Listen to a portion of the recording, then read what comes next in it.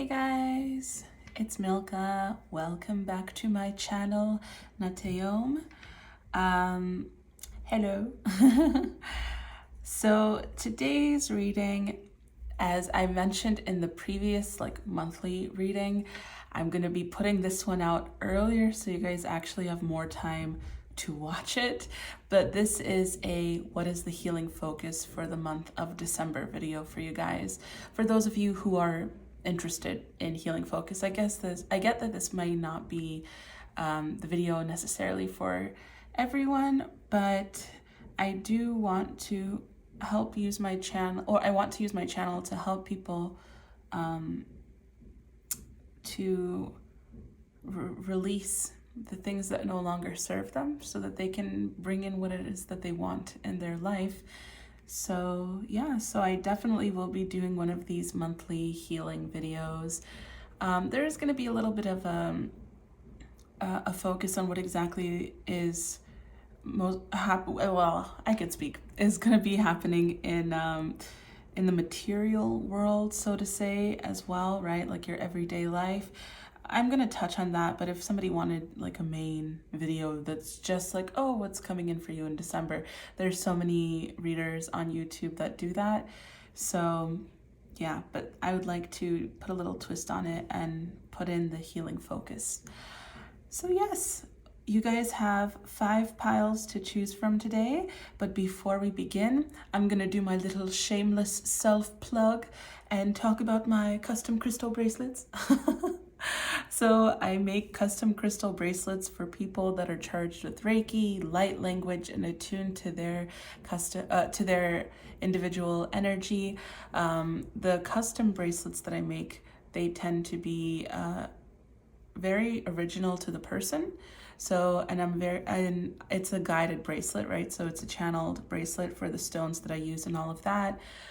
Yeah, and it's supposed to help either with healing or bring about what it is that you want in life, or for protection, anything that you would really like, it would be put into that custom order, and then I add all of that and infuse it with the energy and, like I was saying, the light language, the Reiki, and attuning it to your individual energy.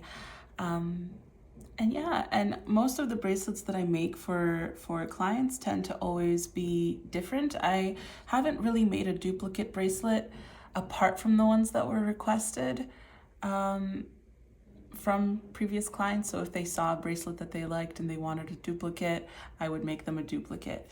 But other than that, so far I haven't actually made any duplicates for any clients. So that's how you know they're really original to the person that they're being made for. But yeah, if you're interested in one of those, or if you're interested in a private reading with me, the modalities that you can reach out to me, I think that's a real word, because this is the second time that I'm using it in a video, and I'm please let me know if that's a real word. I'm too lazy to look it up, but yeah, I'll still use it. So the modalities in the description box below, right? So either through the contacts page on my website or through my email. I also have my Instagram down below, which, guys, I'm trying, okay? I'm trying. I was never the best at social media, so I'm really trying to do the whole social media thing. And yeah, my Instagram is taking a break because there's a lot going on right now, but I will get to it. I will master this. But anyway, let's get into your reading. If you see this beautiful bloodstone jiggling and shaking, I'm sorry. That's the table that I'm filming with. It's just, unfortunately, it's kind of inevitable. But yes, okay. Now the pile selections. You guys have 5 piles to choose from. You only have a card to pick from, right? Sometimes I like to give you guys 2 options. Recently, there's only been 1 option, right? So it's testing your intuition. So group number 1, you have the 9 of Swords. And don't be deterred from the name of the card, right? Just if it helps to focus on the image, focus on the image. Or if you just feel I feel group number blah, blah, blah is my group. You can also have more than 1 group as well. Then for group number 2, we have the the Knight of Cups. For group number 3, we have the 3 of Cups.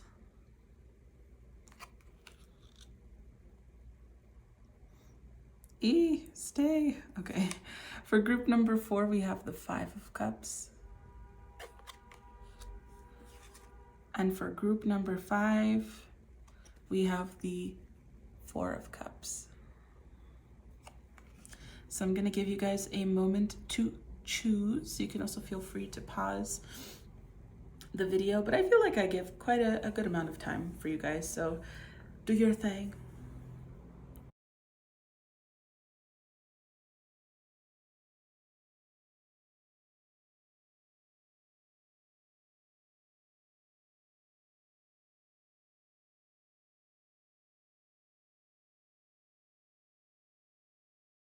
Hey group 1, so this is your group if you chose the 9 of Swords. Let me ring the singing bowl for you. I already pre-shuffled the the cards right before starting your group's reading, just to save on time. And so let's get started. So first we're going to be looking at what are you currently going through, or what are you currently experiencing, and this will help you determine for sure if this is your group or not. And then on the bottom we're going to be looking at what you have the opportunity to leave behind in the month of November. So for the first part we have the Star. How beautiful. We have the Queen of Wands, the Knight of Wands, interesting. The Hanged Man, and Temperance. Wow, you guys have a lot. You don't have any like regular cards. All you have is Major Arcana and Court cards. That is so interesting. Also, I just want to say for you guys, your cards were coming out with so much assuredness, like confidence, you know, and a lot of them were coming out pretty quickly. And then for the bottom, we've got the Devil, the 2 of Wands, and the 4 of Cups. Okay, so what you guys are currently experiencing. I feel like with all of these major cards, this is an indication that you guys are currently experiencing some kind of a divine life transition, right? The Star and this Temperance card, they're talking to me about healing, about balance, because both of them have to do with pouring from 2 vessels, right? 2 cups here, 2 pots here, or vessels here, right? There's a balance act going on. And with all these prominent cards, it's kind of like this feels like a divine moment in your life. Like it's a pivotal moment. It also feels like you guys are balancing work and play, because I'm seeing a lot of enthusiasm and excitement here with the Queen of Wands, and I'm getting like this entrepreneurial or creative spirit, right? Especially with this Queen and Knight of Wands. And then with the Hanged Man, it's all about divine timing. At least for me, that's how I see the Hanged Man. The Hanged Man for me is divine timing, because in the traditional Rider-Waite, you don't see it here, but in the traditional one, the halo is the same color as his shoes, which means that when it's time for him to leave, he's being told, right, by divinity, by divine, by God, like, okay, it's time. Like with that halo matching his shoes, it's like his feet are being divinely guided. So when it's time to leave, he's going. So for me, it's one of my divine timing cards, right? And it's this contemplation. And again, I just feel like currently right now, there seems to be a little bit of a balancing act going on in your life. So whether that be you were really productive, and so now you're calming down a little bit more and trying to take it easy, or vice versa, where you were having a little bit of a calm moment in the beginning parts of November, and now you're trying to become active again. But I don't see there being too much of a struggle, even if it may feel like mentally there is. I just think you guys are doing what you have to be doing, and it's pretty good. It's pretty good. And with the Star card, again, I'm also getting like the divine timing. I feel a lot of people have, especially this year, gone through a transition, and you guys are definitely part of that group as well. I mean, you're still going through it, but you're much further along. Like you're closer to the new beginning than a lot of other people. Then we also have with what you currently have the opportunity to leave behind in the month of November. Yeah. I was like, what am I saying? You have the Devil, the Two of Wands, and the Four of Cups. So this is actually interesting, right?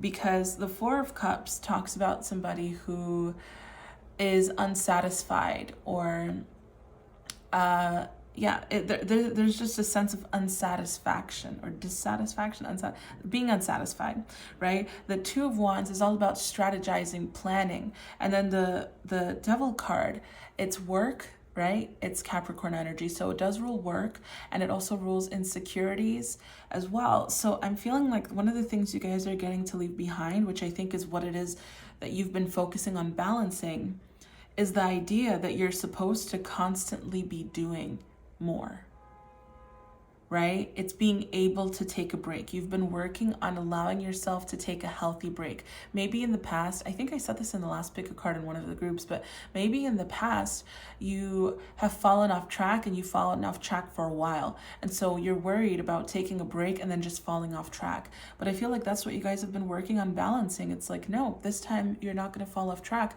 You're just going to take a break for a couple of weeks, and then you come right back. You know, you really have progressed so much in just the last few months. And then with this, so I feel like on some level, you're getting the opportunity to leave behind this insecurity that you have to constantly be active in order to keep up productivity. Because I feel like the dissatisfaction is the fact that you're like, I could be doing more. I could be doing more. I need this break. I'm giving myself this break, but I'm having a hard time allowing myself to really relax on this break, because all I keep thinking about is either my creative project, or the thing that I'm going to be doing, or the thing that I'm going to be helping other people with, or my work, you know, because there's all this planning going on. So it's like the thing that you get to leave behind is, or you have the opportunity to leave behind, is the fact that rest is not productivity, like to release that mindset, right? Because sometimes rest is the most productive thing you can do, because then you replenish your energy and you're able to put even more effort into what it is that you're doing. So yeah, so that's what it feels like you guys are leaving behind. So that's pretty much a good start actually for you guys. This is quite nice. I feel like like you guys you can be perfectionists, you know, and whether or not you've worked on releasing that a little bit, I also feel like you guys, because of that, you could also be like workaholics, you know. That's where some of that came from too. For those of you that do work, or that are self-employed especially. But yeah, I feel like that's one of the things that you guys are getting acquainted with, letting go of not being a workaholic, but realizing that rest is just as productive, right? Not necessary, because you get that rest is necessary, but some of you, I feel like a couple of you guys are like, I don't know, I don't need rest, I'm good for now. But it's like, give yourself a break before you burn out. Otherwise, it's going to take a lot longer for you to recover. But yeah, I feel like that's kind of the transition you guys are going through a little bit, and what you have the opportunity to leave behind. Next, we're going to be looking at what is your material world focus and what is your healing world focus. What is your material world focus for the month of December, and then what divine would like you to heal for the month of December. Focus on healing. Okay. So we have, sorry guys, we have Four of Wands, Death, the Tower,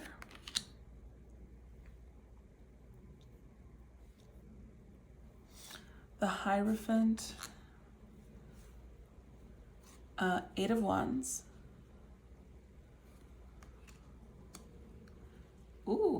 and the Empress. Okay, so your material world focus for the month of December, honestly, even remember I was telling you guys are closer than most people with the that transition, right? So we've got Death here, and I feel like that's extra emphasis on that. For me, the Death card right now is talking about rest, rejuvenation, and then with this Tower card here, it's like coming back like a force of nature, you know? Like you're actually going to get a lot more success because you did the whole rest and rejuvenation thing. Okay, with the Four of Wands, I'm also getting that December, there's a lot of emphasis on having family time. I see like you guys spending time with your family and having fun and doing things, little things that bring you joy. Okay, so maybe in the past you were worried about being drained by your family or by the people around you or by certain friends, or you were like, I need to preserve my energy so that I can put it into the efforts that I'm making in my life. But I feel like right now, that's why they're saying give yourself that break, because they want you to focus on having life, or living, right? Living. You don't have to be, I know that there's this really huge thing with like, especially I feel like with masculine energies, or at least I personally have seen it more with men who are entrepreneurs, for example. I like again, this is just from my personal experience. This is not making a statement to apply for everything, just from what I've encountered, especially in male entrepreneurs. It feels like the work-life balance was completely thrown off in the way that they build up their success, where they put in all of this energy, all of this effort, and they don't give themselves a break because they're like, I'll relax when I get there. And though that is a great mindset, I feel like though that is like productive, or that helps them move forward, I feel like you could go with a slightly more balanced mindset, right? Where yes, you know you have to put in the energy, you know you have to make some sacrifices, but you don't have to sacrifice everything, you know? Maybe, just maybe, the way that we were taught to pursue entrepreneurship, or to pursue a goal, or to pursue a dream, is not the most accurate. Maybe you don't have to sacrifice every single aspect of your life in order to get the goal that you desire. Because if it's something that was meant for you and you're striving for it and you're putting in a lot of your energy, divine will grant that for you when it's your time, right? But if you're going to be neglecting yourself on the way, it takes away living, the point of living, you know? So you're allowed to have a bit of a balance. You're allowed to work 3 weeks out of the month intensely, and then give yourself 1 week where you're just like, okay, now I'm going to spend time with my family and friends. You don't have to do the whole hustle thing where, no, I'm going to work those 4 weeks of the month and I'm going to keep doing that for the next 7 years until I get exactly where I need to be. No, it's okay. Like otherwise it's almost like you wasted those years hustling, you know? So I know that was a very specific example with just entrepreneurship, but I feel like if you guys can apply that to yourselves in whatever it is that you guys are working on, right? Even if it's self-development, you know, going 120% into self-development nonstop without giving yourself a break to just relax and enjoy, that's also like anything in excess is unhealthy, right? It becomes unhealthy. So I feel like that's why they're emphasizing that whole celebration here. Some of you guys, a couple of you guys, this is super, super, super like few of you, I feel like could be attending a wedding. Maybe could even be getting married in December.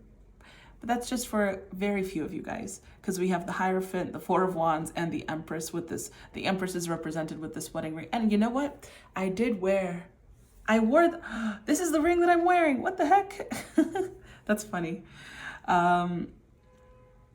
But yeah, so I feel like there could be a celebration that you guys attend, or a wedding, some kind of festivity, okay?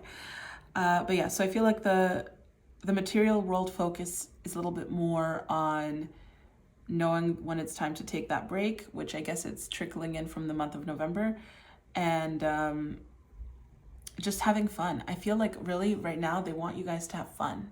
Okay, so set aside some time for fun in the month of December, because y'all need it. Okay, now what would divine like you to focus on healing in the month of December? We have, let's start this way, I guess. Dream time and awakening. Calling our parts home. Interesting. Assistance without interference. So, okay, this is a new deck for me, and I get confused with the court cards here, so I kind of just made them what I feel they are. So this one is the Knight of Cups. And the Horse.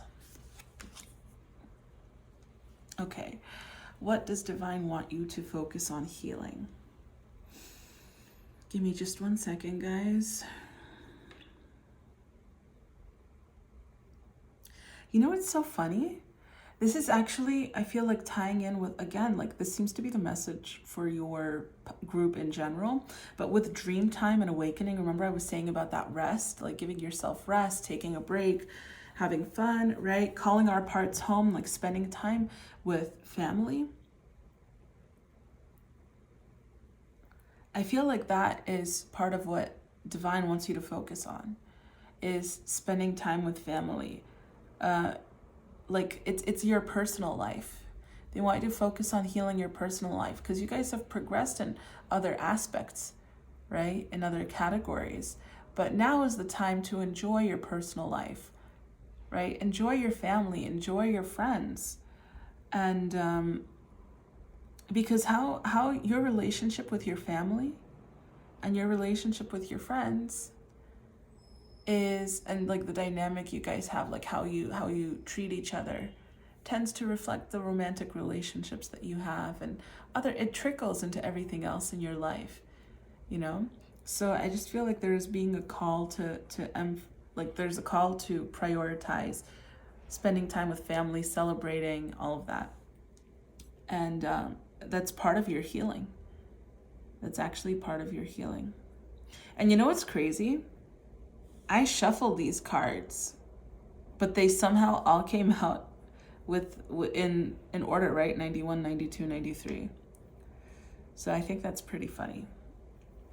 So I feel like that's also indicating you guys are putting in the steps, right? Like you may think that you don't have time to give emphasis to your family and that rest and stuff, but Divine is coming through here and saying like, actually, that is part of getting your success.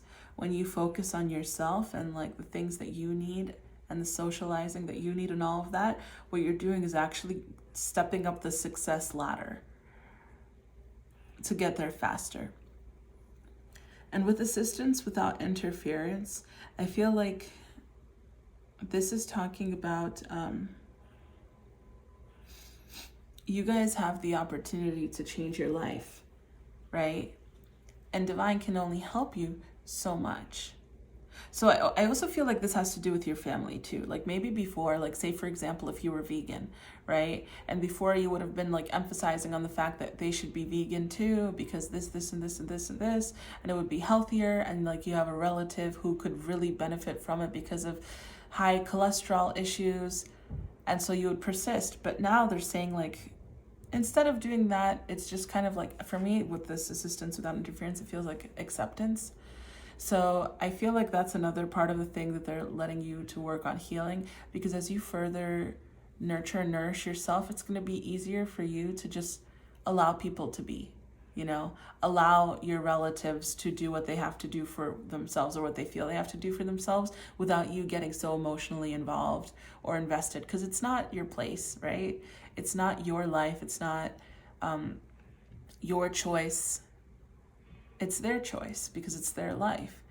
So I feel like this is kind of almost like saying like another thing that you'd be focusing on healing here, or what they're asking you to focus on being more conscious of, is like, don't be butthurt because people are making their own choices, even if they're not the choices that seem right. You know, that's the beauty of this world, is that we have freedom of choice. And that is the most divine thing, is freedom of choice. So I feel like there's a little bit of an emphasis on that. And then with the Knight of Cups and the Horse,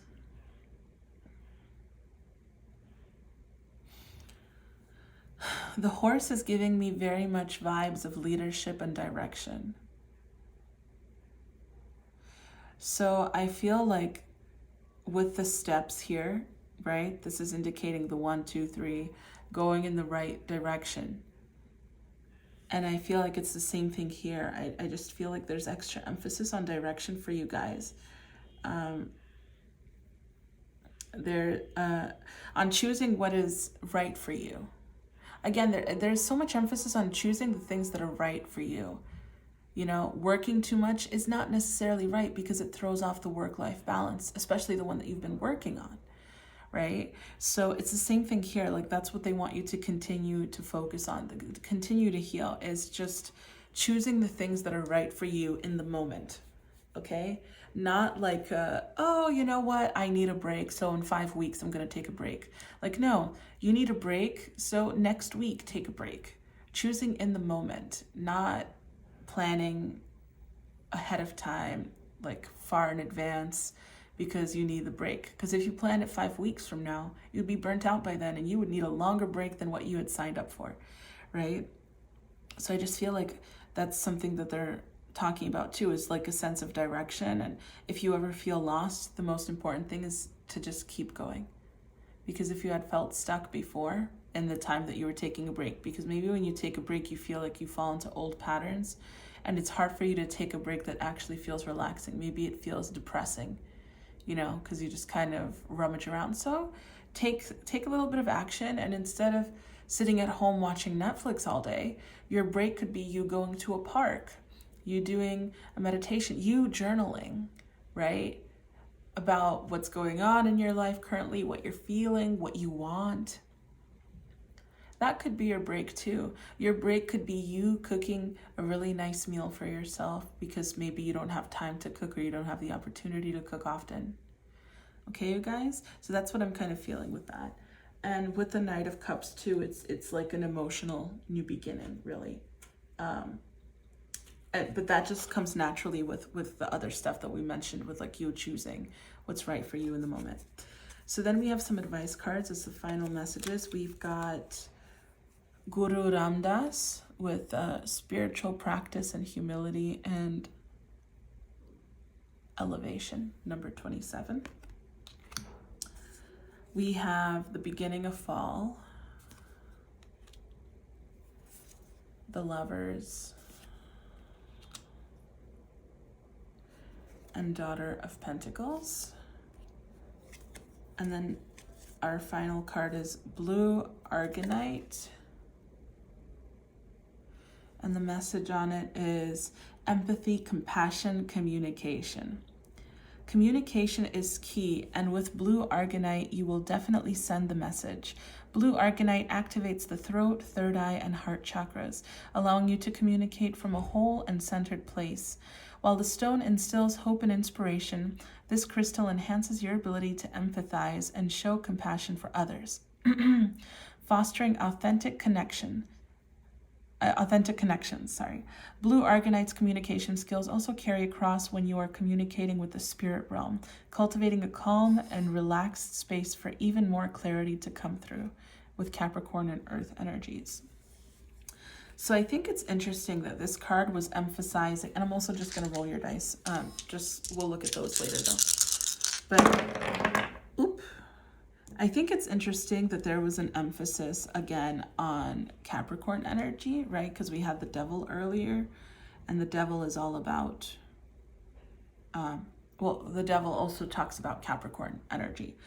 And we were talking about the what did it say? The Judgment, I think. A second. Communicate from a wholehearted and centered place, and the ability to empathize and show compassion for others. So remember we were saying here with like one of the healing focuses is just kind of accepting family as they are and not trying to change them to make them better or anything along those lines. Just kind of having that compassion. Like don't tell them how to eat or something like that, even if that's what will help them. Just kind of accept them as is, and if they had asked for your help, that's a different story, but like no unsolicited advice or help, you know? But yeah, so let's look at the other advice cards we have here for you.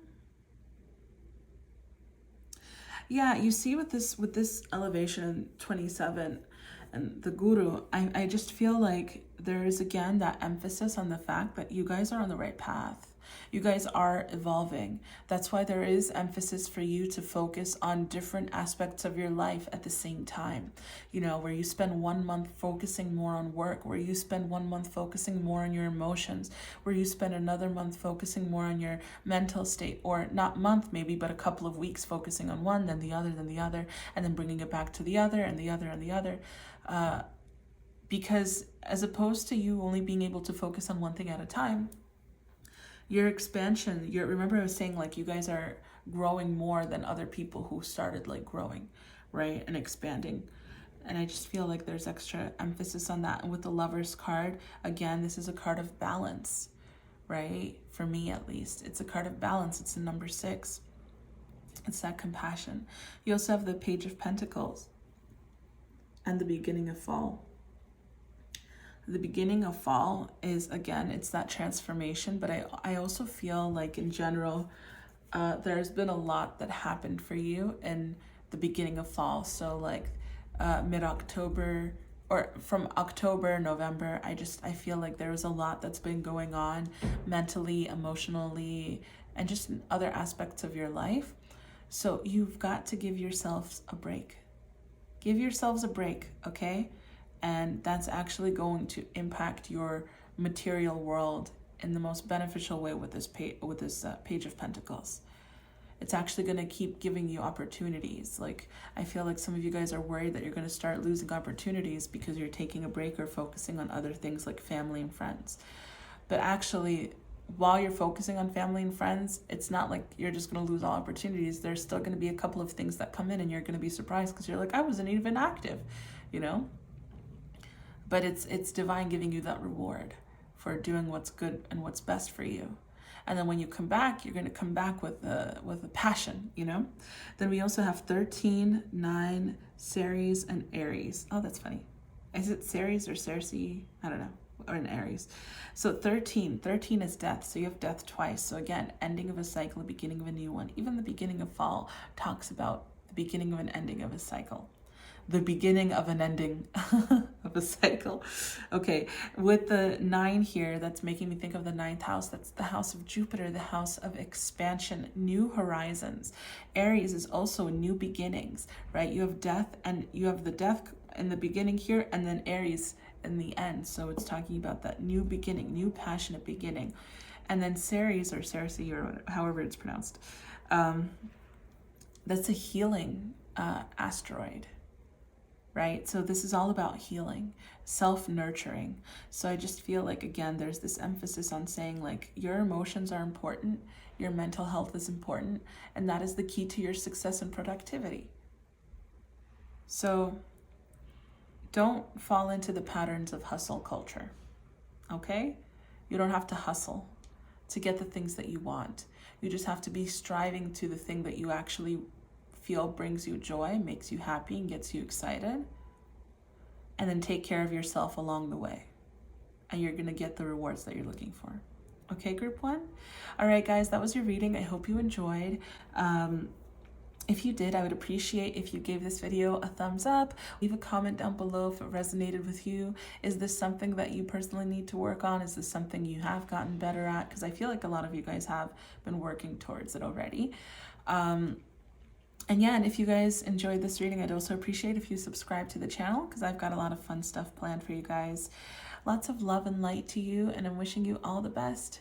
Oh, also, before I go, if you guys are interested in a bracelet or a custom bracelet or a personal reading, you can reach out to me through either the contacts page on my website, the description box below has that information, as well as my email or my Instagram.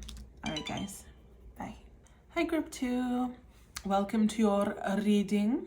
This is your group if you chose the Knight of Cups. I already pre-shuffled the cards before starting your reading, so I'm just going to ring the singing bowl for you. And let's get started. Okay. So the first row of your cards is going to be where are you currently at? And this is going to help determine if this is your group or not. So if it resonates, watch on. If not, maybe try another group. And then the bottom is going to be what you have the opportunity to leave behind in the month of November. So we have the Magician, the Queen of Wands, the Knight of Swords. I was going to say the Ace of Swords. That is not the Ace of Swords. It be the Knight, the Devil, and then we have the Two of Swords, Strength, the Two of Cups, and the Six of Wands. So this is interesting energy for what you're going to be leaving behind, or what you have the opportunity to leave behind. But let's start with where are you currently at. So what I'm seeing for where you guys are currently at, to be completely honest, right? Because it's all about honesty. So what I'm seeing is there seems to be a little bit of an ego conflict going on inside you at the moment, possibly between you and a significant other, because I am, for whatever reason, I'm seeing something to do with a relationship here. Yeah, I'm just seeing that you guys are in a place where you have or already have left behind a situation that no longer serves you. But I just feel like there's a lot of ego involved at the moment, you know, where you're just like, well, I'll show them my life is going to be great. Or like, you know what I mean? It's like that kind of an energy where there seems to be more emphasis on what you're doing is not for healing yourself or helping yourself at this moment in time. It is more so to prove someone wrong. So I also see you guys are a little bit quick to temper, like you're feeling very overprotective of yourselves. That's kind of how it feels. And a couple of you may even be blaming like the whole gender of the person that you were dating or seeing or thinking about or in a relationship with or had a crush on or had whatever. Even if it wasn't a romantic relationship, even if it was like somebody that you're like breaking up with contractually on a business level, or somebody you thought would be a good friend and you're just like, yeah, we're not doing this anymore. You know, I just feel like you're kind of blaming and you're like, oh, everybody that is of this like gender or this zodiac sign is like this, I should have known better. You know, like there seems to be some kind of a little bit of like a segregation just coming from a place of being a little ego driven at the moment and overprotective of yourself. You know, I think it's something you're going to be able to get over. But yes, then there's what you have the opportunity to leave behind in the month of November. For me, again, I'm seeing you have the opportunity to leave behind that relationship, whether it was romantic in nature or not, and ego. Honestly, when I saw this Strength card, it made me think a little bit of ego, which I normally never take the Strength card as ego, but it fell face up when I was shuffling, and I was like, interesting. Could it be ego? But then after seeing what's going on here, and even the Six of Wands, kind of, it's all about glorification, right? Like emphasis on me. I just feel like the emphasis on you needs to shift from the material point of view, right? From a material point of view to a mental and emotional point of view. Because I feel like you guys are being very protective of yourselves because of this kind of situation, and you're leaving behind that relationship. And because you're a little hurt by it, you're acting too much, like out of a place of too much ego, you know? So I just feel like that's what you guys have the opportunity to leave behind as well, to bring it back to a more holistic approach, okay? So let's get into what your material world focus for the month of December will be. We have the Emperor, and you guys actually got a lot of these cards, which you think is interesting. The Page of Swords, the Chariot,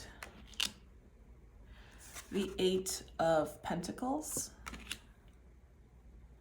or Laurels, right? The Sun,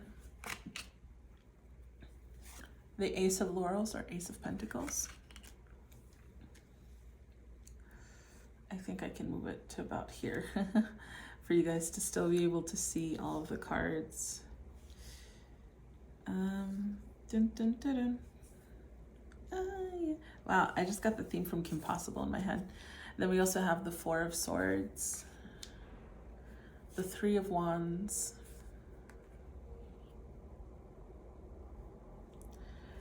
the Ace of Cups, and the Moon.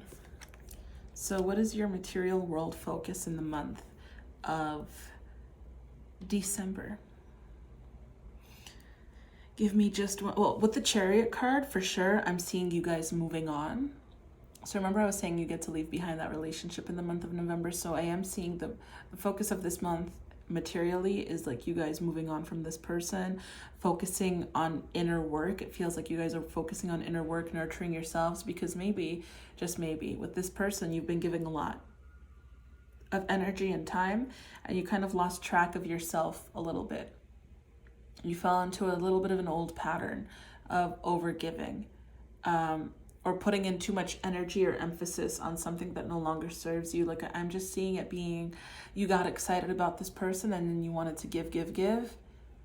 And it became a little controlling, to be honest. I feel like there was a little bit of controlling aspects here. Even with the Emperor, you know, I just feel like there was a little bit of control energy coming from you guys, okay? And that's okay. Look, it makes, people can be controlling for multiple reasons, right? And I'm not saying it was coming from a malicious place. You know, you guys are giving me very much Virgo energy, right? Or Virgo or Capricorn, but I just feel like Virgo, for example, right? They can sometimes seem controlling or picky, right? Or they're like, you shouldn't wear that. You should dress like this. But it's not because they're being a jerk. Virgo is doing it because, and again, this isn't all Virgos. This is just general Virgo energy. Virgo is doing that because they care about the person and they want them to be presentable, you know, so that no one says anything about them in a negative way, right? But that person is receiving that information as, why are you trying to control the way I dress? I just want to be me, you know? So I feel like there's a little bit of that. So this kind of turns into you guys, your material world focus seems to be getting over this relationship and pouring back into you, right? Because the standards that you have for others are the standards that you have for yourself. So I just feel like there's an emphasis on you prioritizing you again, like doing things that you like, going out, having fun, and you're like, you know what? I didn't even need this person, okay? Oh, you see, restful solitude. That is so interesting that it says that, restful solitude, because I feel like you guys are actually going to feel happier that you're single or on your own or without this person, whatever the relationship may be, than you guys have been trying to make it work with each other. I think you realize, oh my gosh, I've been arguing or fighting or having this like energetic debate for no reason. And it just feels like you guys are getting excited about the things to come, and there's more emphasis on your individual personal life, okay? But with the fact that the Ace of Cups and the Moon is separate from everything else, a little below, I feel like this is going a little bit deep and into the core, because even though this is the material world focus, honestly, it started mingling with me with what Divine would like you to focus on healing, and it turns into the subconscious and your emotions, right? So I feel like on some level, remember I was mentioning like that control and your standards for others are the standards that you have for yourself, except for you guys, and I just saw 222 as well. So I feel like for you guys, it's this relationship dynamic is an insight into how you treat yourself, right? And I just feel like there needs to be more of you nurturing you right now, and noticing those little patterns of control that you may have, even if it's because you really care about someone and you're trying to help them, and just seeing like, oh, maybe the best path here is surrender or let that person be, and choose somebody else that you feel is more in alignment with what you want than trying to make somebody else that you initially liked fit the description of what you want for yourself or what you like, you know? And then what is the healing focus for the month of December? We have open contact, new consciousness. You see, I was saying, like, instead of trying to, this kind of goes along with what I was just saying, right? With the new consciousness, it's like that change of perspective, going back in and focusing in on yourself, changing it from that external world, which is kind of focusing on the ego right now, and bringing it into more of an emotional or mental focus. With the open contact too, it's just, I feel like this is more so, because even here, right, your emotions and your subconscious and then new consciousness, this is just kind of going in and healing. And I feel like having a couple of deep realizations about not looking for someone that you can fix or control or help make better, but just finding the thing that you want as is. You know, if you want a partner that is going to show up at 3:00 in the morning, you don't train the person that, you don't find somebody that you think is attractive or something and then train them to do that. Right? Look for someone instead that is already willing to do that from the get-go. And then you just let them be. You don't try to change or control them, even if it's for their best interest. Okay? Then we also have the Ace of Wands, the 10 of Cups. Oh, that's nice. The Knight of Swords. With this deck, I don't really know it's hard for me to tell the court cards apart. So the guys with the helmet, or the people with the helmet, I'm gonna take as a knight, even though I think they're pages, but it's okay. The Knight of Cups and the Peacock. So this is actually interesting, you guys, because I feel like another healing emphasis, or the thing that Divine wants you to focus on healing, is with this Ace of Wands, is following your passion, bringing in the things that make you feel happy. Even with this 8 of Pentacles, right? That's like that, putting in that work, that energy, and the sun is happiness. Putting in that work on the things that make you happy, on your passions, on your creativity, focusing on that for now.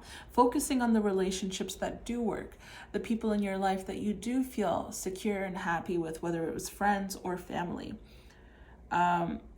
Focusing on communicating your emotions as opposed to using the control tactic, right? Because I feel like with the control tactic, it's more so you're trying to help adjust somebody to meet, sometimes it's a standard that you have for yourself, but then sometimes I feel like it's you adjusting yourself to have that, or you adjusting someone to address a need that you have, right? But instead of you adjusting them by, like, it almost feels like like a third person kind of a thing, you know, because you're doing it indirectly by trying to control them. You can just communicate what it is that you need, and that way you're giving them the option to show up for you, which makes them feel better, because one, not only do they feel like it's their choice, but they also get to help you. If they care about you, they'll get to help you. Right? And that for them is a privilege, because don't you want to help the people that you care about? That's what you've been trying to do, though the way that you've been doing it may not have been the most effective. You know what I mean? So I just feel like something that they're asking you to focus on healing is bring that communication into it. Don't expect people to just accept the way that you, or like you tell them to change, or what you tell them what to do, and then they're like, she's telling me this, or they're telling me this, or he's telling me this because, Hong Kong, okay, sorry. They're telling me to do this because they care about me, or because they need this, you know. They're not going to think that. All they're going to think is, they're telling me to do this because they're being a butthole, you know what I mean? So I just feel like your approach to having your needs met, or to have someone helping you, or just in general, this is also applying to yourself, how you help yourself. There needs to be clear communication. You need to understand your emotions. You need to understand why you're doing something, as opposed to just doing it, you know? Why are you trying to tell this person to do this? Is this something that you feel that you're protecting them from? Is this something that you felt you needed to be protected from? So you're projecting it onto them, you know? So I just feel like there needs to be more of a mental and emotional connection to things, and communication between yourself and others about this. And then also we have the peacock. The peacock for me is signifying that part of the healing focus as well that divine would like you to take on is bringing it back to yourself. Bringing it back to yourself. Remember, I kept saying, like, you guys, because even a peacock can be ego, like it can be considered ego driven, right? Because it's so beautiful. The main attraction is the tail, but they're not showing the full body of the peacock. What they're actually showing here is these little, like the eyes sticking out of the head, right? Or the feather. I don't really know what they're called, but they're sticking out of the head, right? So there is more emphasis on your mind and your emotions again, right? Even here, mind and emotions. And here, the emotions and the subconscious. Like there's so much, and new consciousness, right? Open contact. Oh, even open contact. Remember I was saying, be clear about what it is that you want. Express what you feel and what you feel like your needs are so that they can be met, as opposed to trying to go through like a sneaky way almost, and demanding it in another way. You know what I mean? Like be a little bit more soft, be a bit more fluid, more gentle, like water. And this way you're not only going to have your needs met, but in general, it's going to bring you a lot more happiness. You know what I mean? Because you're going to have a deeper understanding of yourself, and you're going to have relationships that actually help uphold and uplift you and your needs and your wants, right? Because you're open about it. Not just with them, most importantly with yourself. And of course, we don't need other people to meet our needs, but at the end of the day, because we're supposed to be meeting our own needs, right? But at the end of the day, like, we're born on a planet full of people because, look, people require help from others. People require help from other people. Otherwise, we'd all have our own individual little islands that we're born on, isolated, you know? So yeah, even though we should be focusing on meeting our own needs, we still do need people. You know, we're not antisocial by nature, I would say, humans. But anyway, let's get into your final messages / advice cards. Okay, we have Archangel Raziel with mysteries, secrets, practical knowledge. The number 12. Okay, you guys, I don't know if any of you watch or listen to 5 Seconds of Summer. I haven't really looked at the guys in a while, but it's been like a few years, really. Oh my gosh, now that I'm thinking about it. Wow, that was back when I was, wow, yeah, so that was like, oh my gosh, that was like 7 years ago? No, more, because I just turned 26. So that was like, oh my gosh, that was almost like 8 years ago or something, like 7 or 8 years ago that they started, I don't know, but this guy kind of makes me think of Callum Hood. He's like the bassist, which I think is, I don't know what he looks like now, but there's something about like the hairstyle, and I think the shape of his head and his eyebrows and lips, like the eyebrows, the lips, the hair, and the shape of his head makes me think of that. And his complexion is kind of similar too. Yeah, I don't know. When I saw this card, I was like, I can't unsee that. And then we have the 11th house. We also have the Mother of Wands, so that's the Queen of Wands. The Ace of Wands, interesting. You have the Ace of Wands twice. The Eight of Pentacles twice.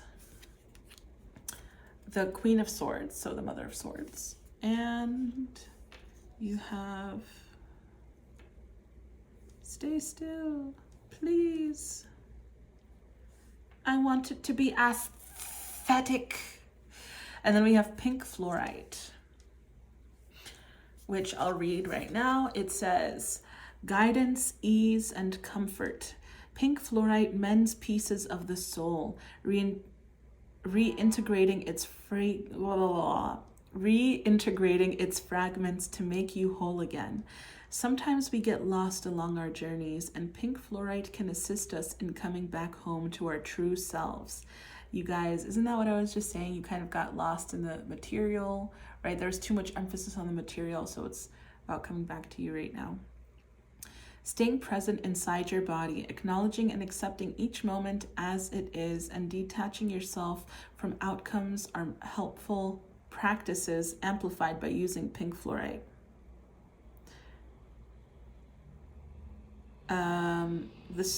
This stone helps ease despair, giving you a surge of comfort and confidence that you have what it takes to make it through life's challenges. And you have Pisces and Mercury.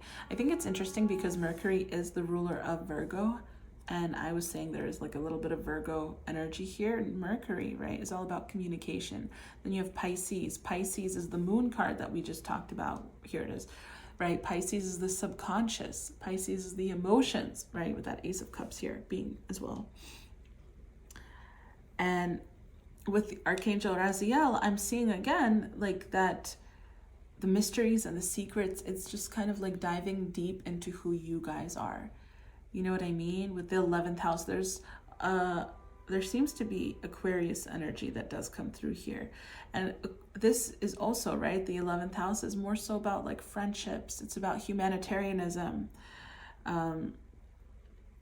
and expression. It is a form of expression. Aquarius is a sign that like is very unique. It's one of the most unique signs of the zodiac next to Pisces as well and stuff, right? They're innovative.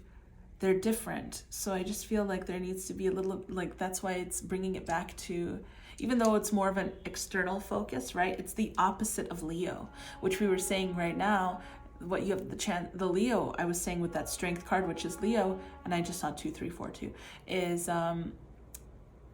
the ego at the moment. It's a little bit more self-centric. The Aquarius is, and the self-centric, and the way that I'm interpreting it right now, it's like self-centric, not in the best way, okay? And then this more outworldly, more expressive, like Aquarius energy, it's kind of like saying, I don't care what other people think about me. I'm just going to do me, right? And that's why even here with this 8 of Pentacles, I'm just seeing this person is so focused on working on themselves, on working towards their happiness, right? So and the Ace of Wands coming through again, and the Queen of Wands, again, it's talking, and the 8 of Pentacles came out twice, right? It's like talking about going to a creative passion, like it's just excitement, something to get excited about. And so I feel like they're asking you to continue to be excited about your self-development, your self-growth, you know? The people that you're releasing from the past, they played their part, and now you can let them go. That's it. That chapter is done. You're going to be welcoming a lot of good things now that you're getting clear on communication, right? Because otherwise, if you have boundaries but you don't communicate them, they turn into walls. But if you communicate your boundaries, they become boundaries. They're not necessarily these impossible walls for people to climb, including yourself, right? Because sometimes we create these walls that even we don't know how to get past or through. So I just feel like there's a little bit of an emphasis on that. And then the final message with the dice, we have, oh my goodness, Neptune. We're just talking about Pisces energy. Libra. There's a lot of air and fiery energy for you guys. The 6 and then, wait, what? Oh, 2 6s. Oh, okay. I was like, this is supposed to be a 9. Nope, I forgot this is a different kind of dice. So we have a 6, Pisces, and Libra. So 6 is all about balance. It is harmony, okay? 6, and this card also is like the Lover's card. That's a Gemini, Mercury energy. So there's emphasis again on Mercury. So that's like Gemini and Virgo signs, right? And then with Neptune, Neptune is the ruler of Pisces. Pisces is two fish, yeah. Again, balance. Libra is the scales, balance. It's all about balance for you guys. I feel like that is a huge emphasis here. Tipping the scales from self or material world to internal, right? From outside world to internal, from egocentric mindset to expansive mindset, to like more world encompassing, more understanding, more compassionate, from hurt to understanding, right? So yeah, I know that was a little bit of a jumbly message, but I'm gonna ring the singing bowl for you guys again. We can set the intention as this rings to help clear that egocentric mindset a little bit, to help bring you guys back to your center, to yourself, and to be able to really see what it is that you want, and to just enjoy doing that for some time, okay? Because you guys deserve that. Isn't it exhausting or irritating or frustrating to be coming from a place of ego? It's not satisfactory, you know? It's not satisfying at all. So this was just to help you guys realize where you're currently at, what the focus is for you guys. And now, since you are more aware of it, or since I'm sure you probably were already aware of it, but I feel like this is just extra emphasis to like be like, hey, look, this is really, really something to start working on. Now it is something you can work on, right? Because we have the extra emphasis on it. But yeah, that was your reading, group 2. I hope you guys enjoyed. I know it was a little bit more possibly call outy than some of the other groups, so I'm sorry about that, guys. But you know, we've got to hear what we've got to hear, right? Sometimes that's the only way we can make change or progress, is by seeing and acknowledging the truth of what's going on. So yeah. All right, guys, that was your reading. If you enjoyed, or if it resonated with you, I would love to hear from you guys in the comments down below. Do you think this looks like Callum Hood? At least from the past, I don't really know exactly how he looks like now. I mean, let me know in the comments if you guys resonated with this reading, or just in general. I would appreciate if you guys gave this video a thumbs up if you liked it.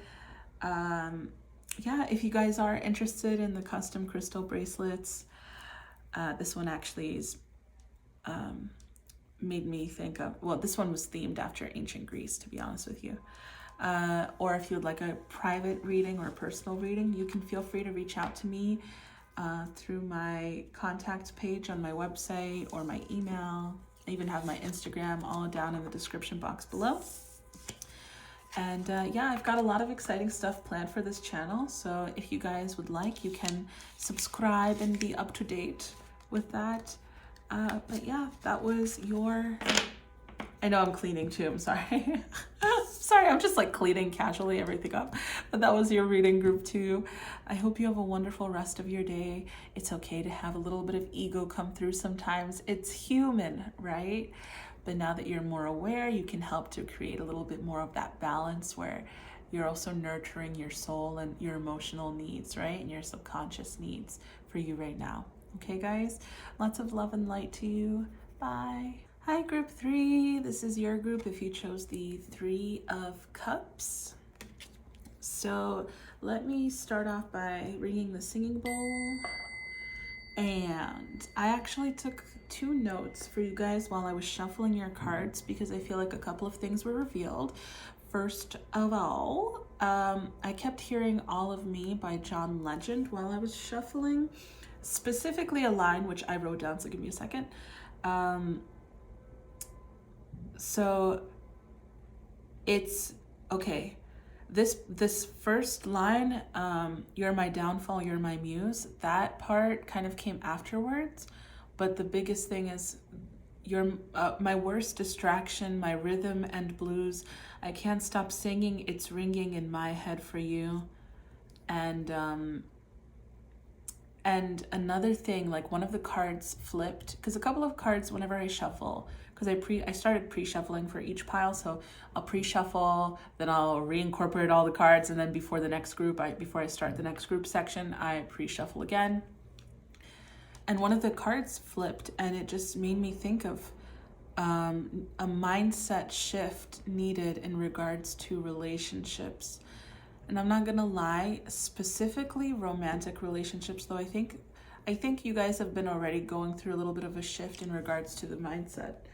for friendships, but I feel like relationships. Oh, and I just saw 255. So 55, right? That's change. So I feel like there's going to be a little bit of an emphasis on that in your reading today. But yeah, let me set your cards aside and let's get right into it. First, we're going to do an energy check. The top row is going to be where you currently are at in your life, and then the bottom row is going to be what you have the opportunity to leave behind in the month of November. So where you currently are at will help be the energy check, and if it is currently where you're at, then you know this is your reading. If not, that is okay. You may have another group, or this reading may not be for you. So it is what it is. But let's get started. We have the Ace of Pentacles. No, this is the Wheel of Fortune. The Seven of Pentacles. I also feel like you guys have been waiting. You guys have been waiting for a long time. I kind of get the feeling that you guys have been waiting for a very long time, and you can feel a little bit disheartened at the moment. But yeah, we also have the King of Cups, the Five of Wands, the Three of Pentacles, the Two of Wands, the Knight of Cups, and the Knight of Pentacles.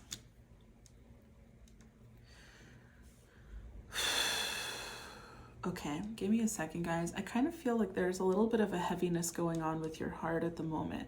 I feel like you guys are feeling a bit disheartened at the moment.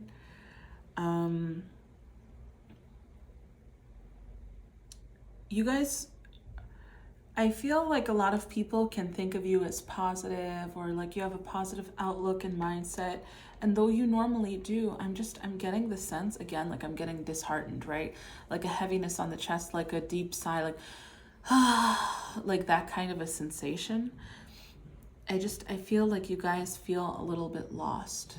And I'm getting the sensation like I want to cry too. So I feel like your emotions for the last couple of months, honestly, but especially, yeah, just for the last couple of months, I feel like it's been this way. Like your emotions have been off the charts, like through the radar, weird transition-y things.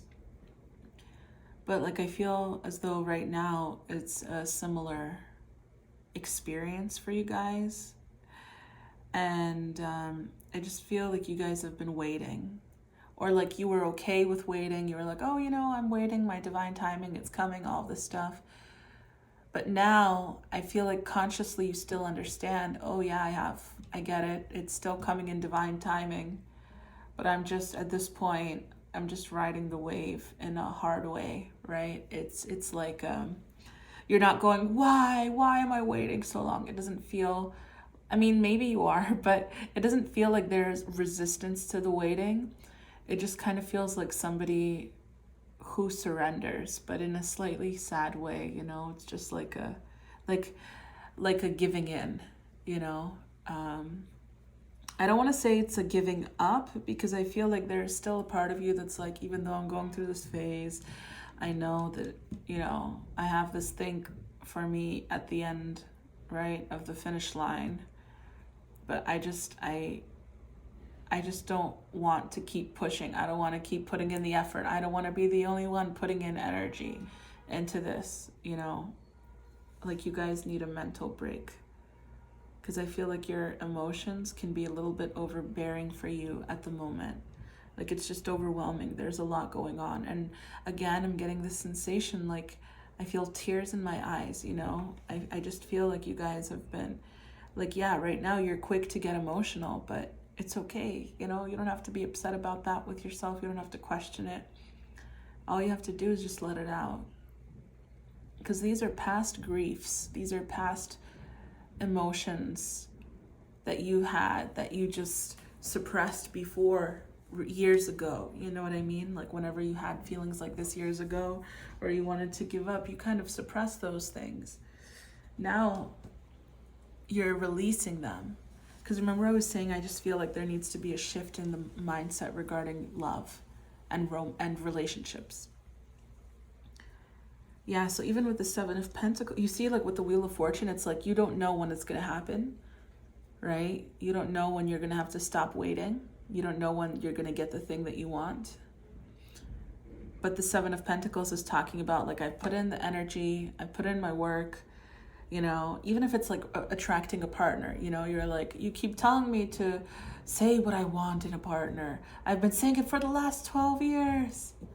In Azkaban. No, I'm kidding. Have you guys ever seen Harry Potter or read the books? I mean, the books are amazing. But have you seen the movies where Sirius is like, I've done my waiting, 12 years of it in Azkaban? That's kind of how I feel here, you know, like you were hopeful, you had that like image that kept you going, but now you're getting to the point. You know, guys, I will say sometimes when you're close to the end, it can feel like it's really hard, right? So just hold out, because I've been getting February for a lot of people. I feel like something about all the New Year's passing, including the Chinese Lunar New Year, right? I don't know if it's actually, is it just Chinese? Do other countries celebrate a Lunar New Year? Like, do they do that in like, for example, in Thailand, right? Do they go by that concept too? Is that just a Chinese thing? Or is the Lunar New Year, I don't know. If you guys know, I would appreciate if you let me know in the comments below. Now I'm curious. But yeah, I just feel like the Lunar New Year is after all of the types of New Years have passed, right? We already had a Jewish New Year. I think it was last month or something. We're gonna have the standard 365-day calendar that most of the world goes by, New Year. I mentioned in my previous video, right? The old Russian New Year was like January 13th or something like that. So that's another New Year that's passing by. I mean, with the Yule festival, right? I know, or Yule celebration, isn't that also like the mark of a new beginning? Don't quote me on that. I don't know for sure. And then with the Lunar New Year, I feel like that's all the New Years, you know, all the New Years will be done by then. So I get something about February for you guys. But I still feel like you guys are being disheartened or losing. Again, it's not even like a losing faith or a losing hope. The sensation that I'm feeling really is like it's not that you're giving up, but it feels more like a giving in, you know, like whatever, you know, kind of like that. Because I don't think it's a full giving up, because you know that it's going to come in when it's time for it to come in. But I feel like you're giving in regards to dreaming or fantasizing about it. You're like, I don't even care to fantasize about it anymore. Like I'm done. Like I don't feel like you guys are depressed, but I just feel like right now emotionally you guys are really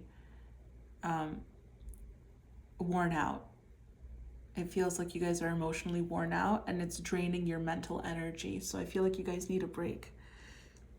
I feel like you guys need a break from the world, from everyone, like a whole isolation trip where you can just kind of recenter yourself and just be gentle and do the things that you need. Because I feel like, you know, sometimes when you're going through something, we need the people around us, like we need support from friends, family. But I feel like right now, the biggest thing that you guys need is to be completely on your own, just a break from the world. Because I feel like other people's energy, I feel like you guys are empaths, so other people's energies and emotions affect you guys greatly. And right now, with this whole emotional turmoil that you guys are currently experiencing, right, for lack of a better word, and like drainage, you know, and mental like drainage, I just feel like you guys need to be, you know, like how there are those places or like chambers or something, where you don't experience any senses, you know, there's like no smell, no taste, no light. What is it? Sensory deprivation chambers or something for the ultimate form of relaxation. I feel like you guys kind of need that, you know, to be like isolated from other people and all this other stuff so that you can replenish. Because I feel like no matter how, I just feel like being around other people, even though like people can help energize you, give you comfort and love, like right now you're in a place where a part of you just naturally gives to others, your energy and your time and your mental space, and you can't be doing any of that right now because you need you. But yeah, that little part out of the way. So if that resonates with you guys, let's get into what you have the opportunity to leave behind in the month of November, because I know that this stuff is a little bit hard and heavy here. But I feel like the opportunity that you have to leave behind, or what you have the opportunity to leave behind, is, give me a second.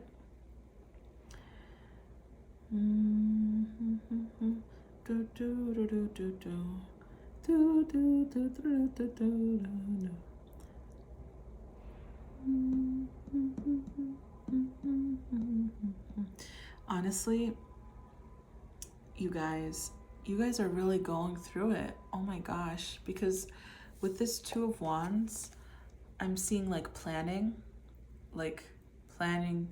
the future, or like, say for example, if you're waiting for a relationship and you would like fantasize about it. I looked at this Two of Wands and I felt like it was like giving up on planning, and I felt tears in my eyes again. Even here, right, this Three of Pentacles, it's like collaboration. And I feel like almost this is like you working with your guides to bring in the things that you want, or like a relationship that you want. And I just feel like this is you kind of saying like, F it, you know, like whatever. I surrender here. You do whatever you want with that. Like, I'm done planning. Ooh, and that was a confirmation. It's like, I'm done planning. I'm done strategizing or creating these ideas, even fantasizing about it. Like, I'm just done. Like, I'm done. That's the feeling that I'm getting from you guys. So you're like, God, universe, divine, whatever. You can officially take the wheel in any way that you want. I don't care anymore.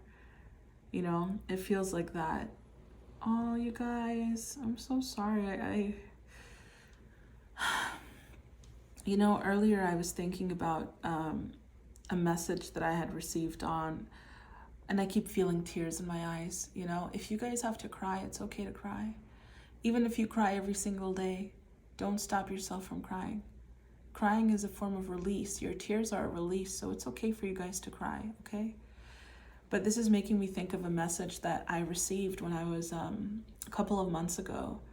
It was just like a little channeling that just came through when I was on a bus going upstate, and I was looking out in nature, and I just heard how illness, right? And not just illness, but illness was the example I had.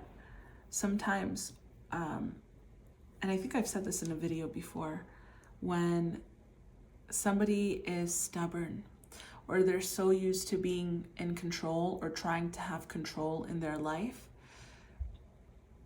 they can sometimes get in the way of miracles.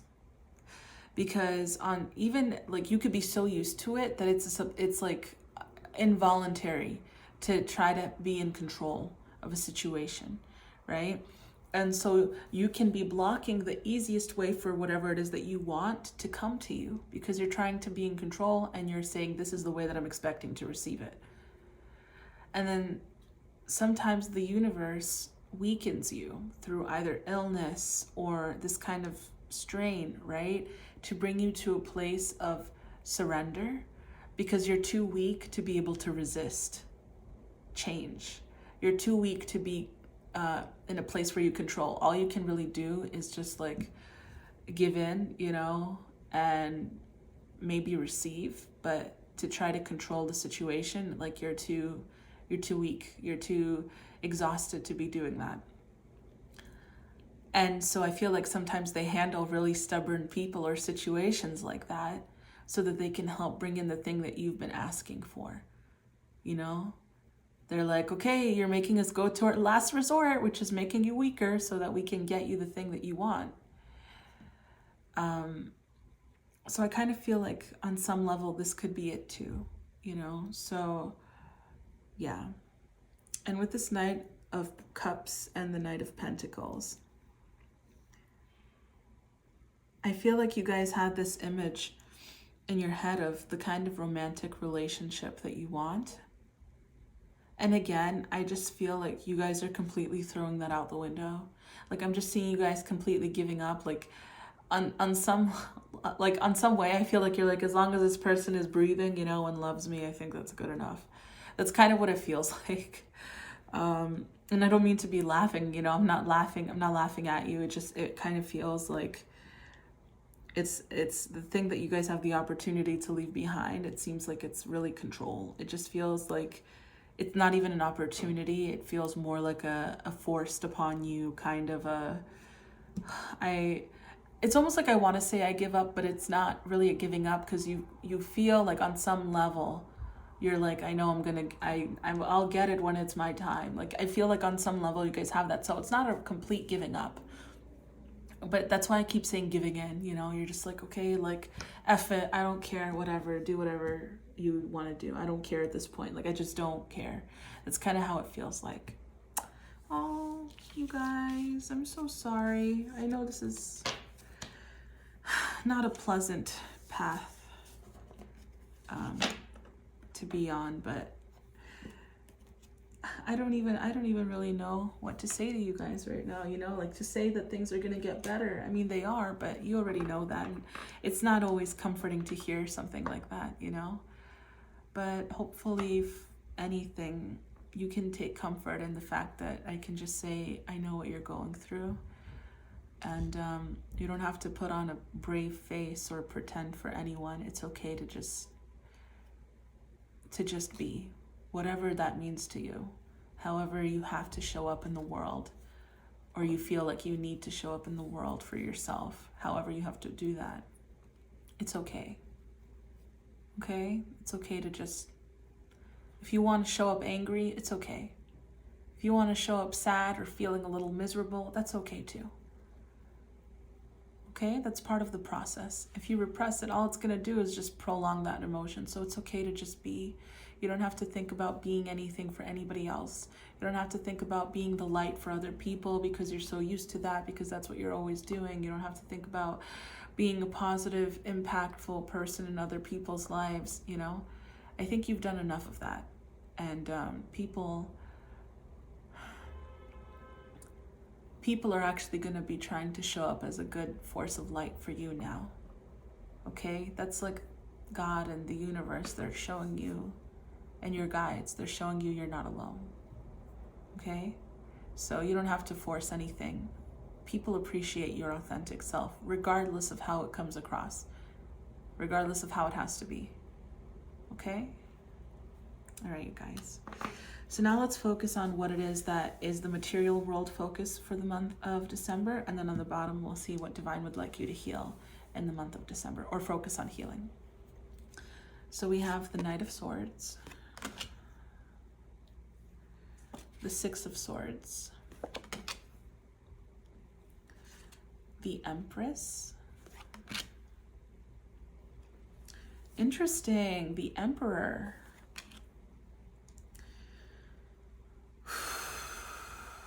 Wow, after saying the Emperor and the future plans with the Three of Wands, I just got like a heaviness in my chest for a moment that I had to breathe out.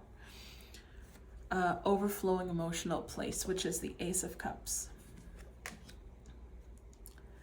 And reciprocity avenue with the Six of Pentacles.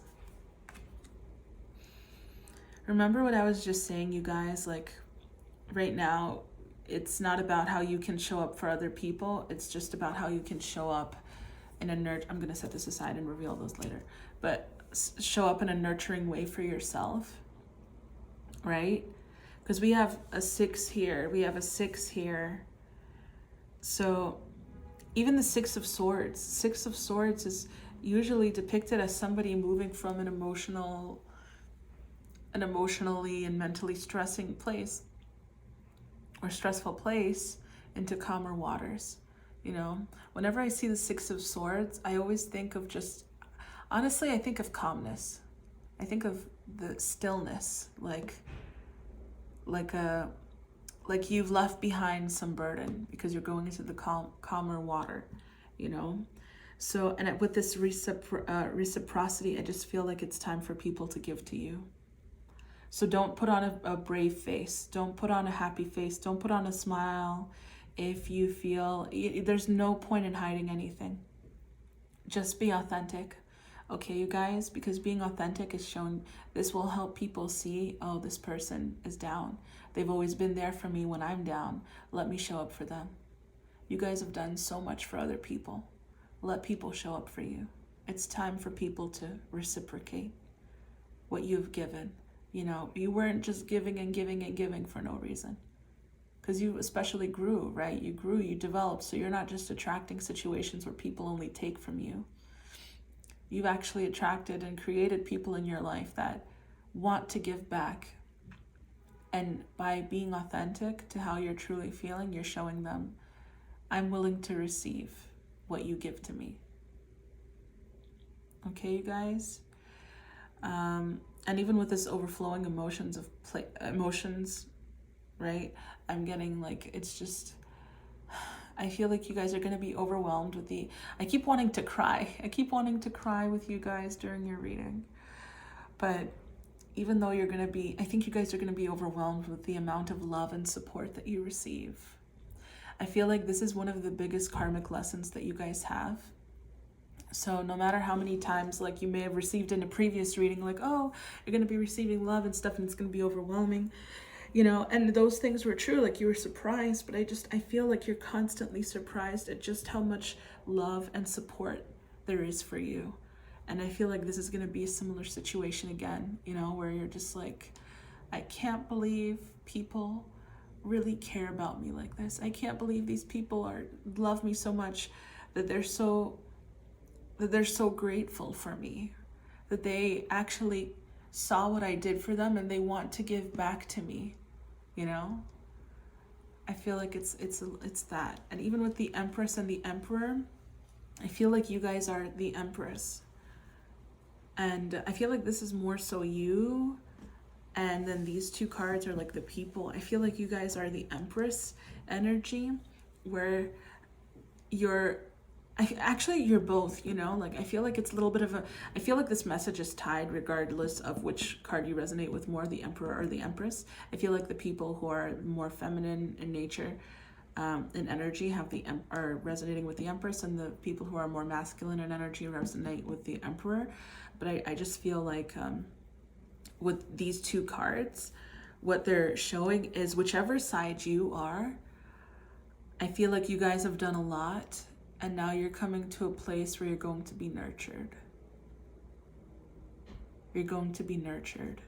You may not exactly get the thing that you've been waiting for just yet, but you're getting what you need, which is that nurturing. So say you guys, I feel like a lot of you guys have been waiting for a romantic relationship. So I don't feel like you guys are getting that romantic relationship just yet. But that's okay, because right now the biggest thing that you need is to be replenished emotionally, right? And starting off with a romantic relationship, for that can make it easy for you to turn that person into a need and not a want or an equal partner. And then it can be leading to codependency. So I feel like the world, the people around you, your friends are going to be coming through and the people that you've helped, they're going to be coming true. They're going to be coming through to get those needs met for you, to help you get those needs met. And then when it comes to the romantic relationship, I do feel like that's going to be coming after the new year. Okay, guys? For those of you who are waiting for that. And I know for some of you, it's kind of like a, yeah, I know, but also like a, ugh. I know, guys. I'm sorry. Okay. Let's look into the, what Divine would like you to focus on healing in December. Oh my goodness. Wow. You guys, you cannot make this stuff up. Oh my gosh. I want to cry again. It's ridiculous. Learning to nurture. Returning the favor. Confusion. Then we also have the Page of Wands, the Two of Cups. You guys, what are you doing to me? I want to cry so much during your reading. The Ace of Pentacles, which is funny because I called the Wheel of Fortune the Ace of Pentacles by accident earlier. The Eight of Cups, and the Butterfly. You guys, let's talk about these first three cards, okay? This just goes, this is literally what I had just said to you. Learning to nurture and returning the favor. I completely, these cards flipped out. I saw them. They flipped upward, but I completely forgot about them because I just got so immersed in everything else. And I remember when I did see them, I actually thought it would be the reverse.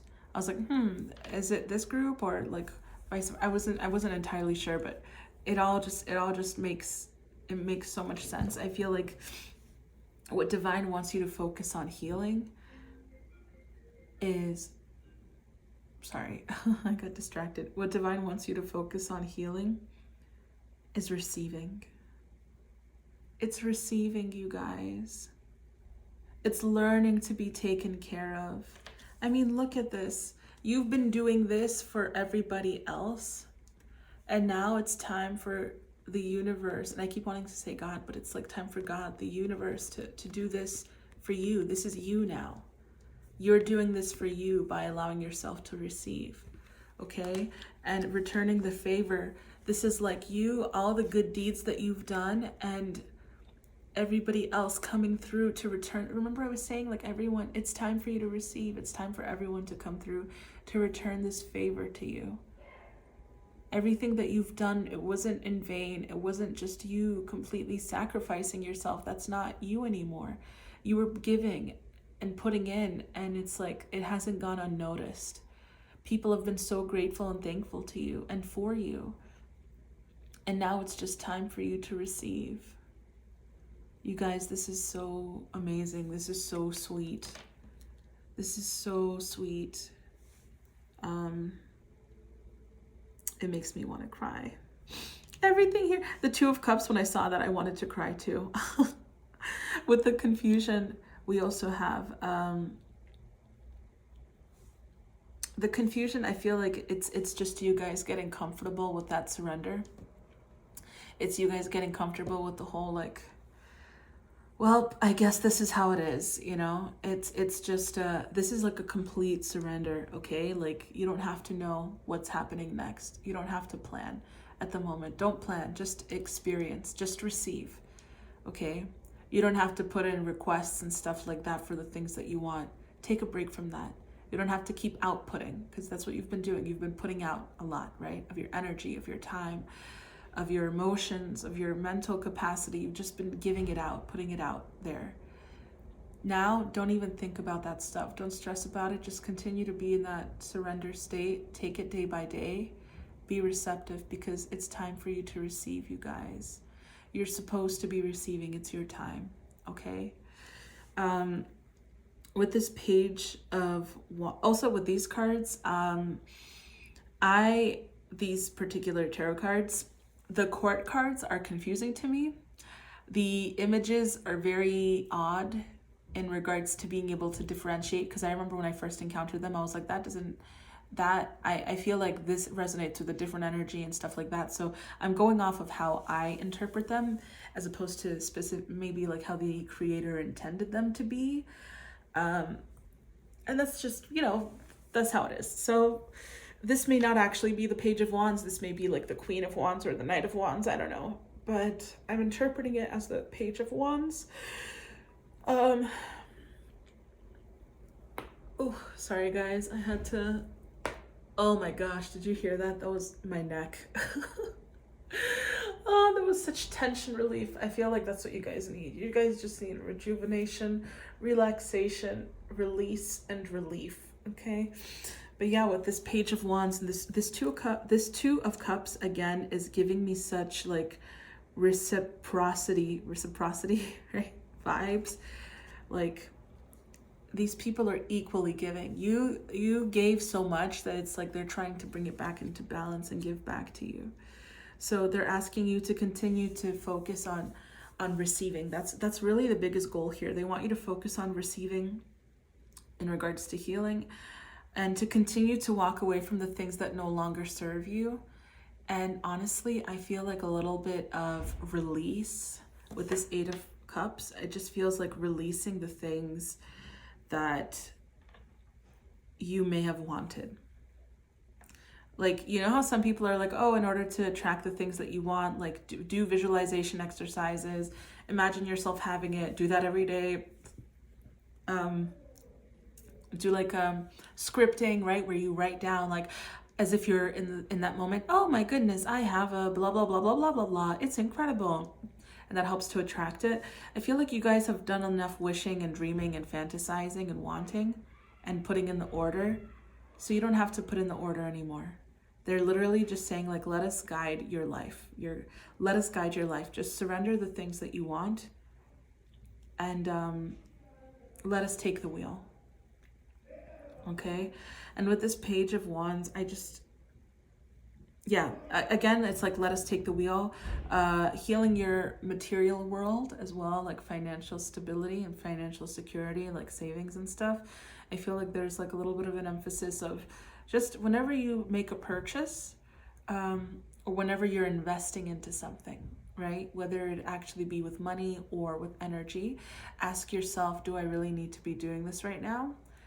And is this something that's going to cause me more stress or harm in the long run?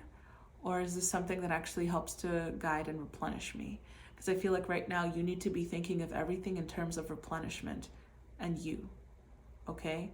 Will this give back to me? Then I will give to it. Will this give back to me? Then I will give to it. If not, then if it's going to cause more stress than anything else, then it's not worth it, okay? And I feel like expression is big for you guys too.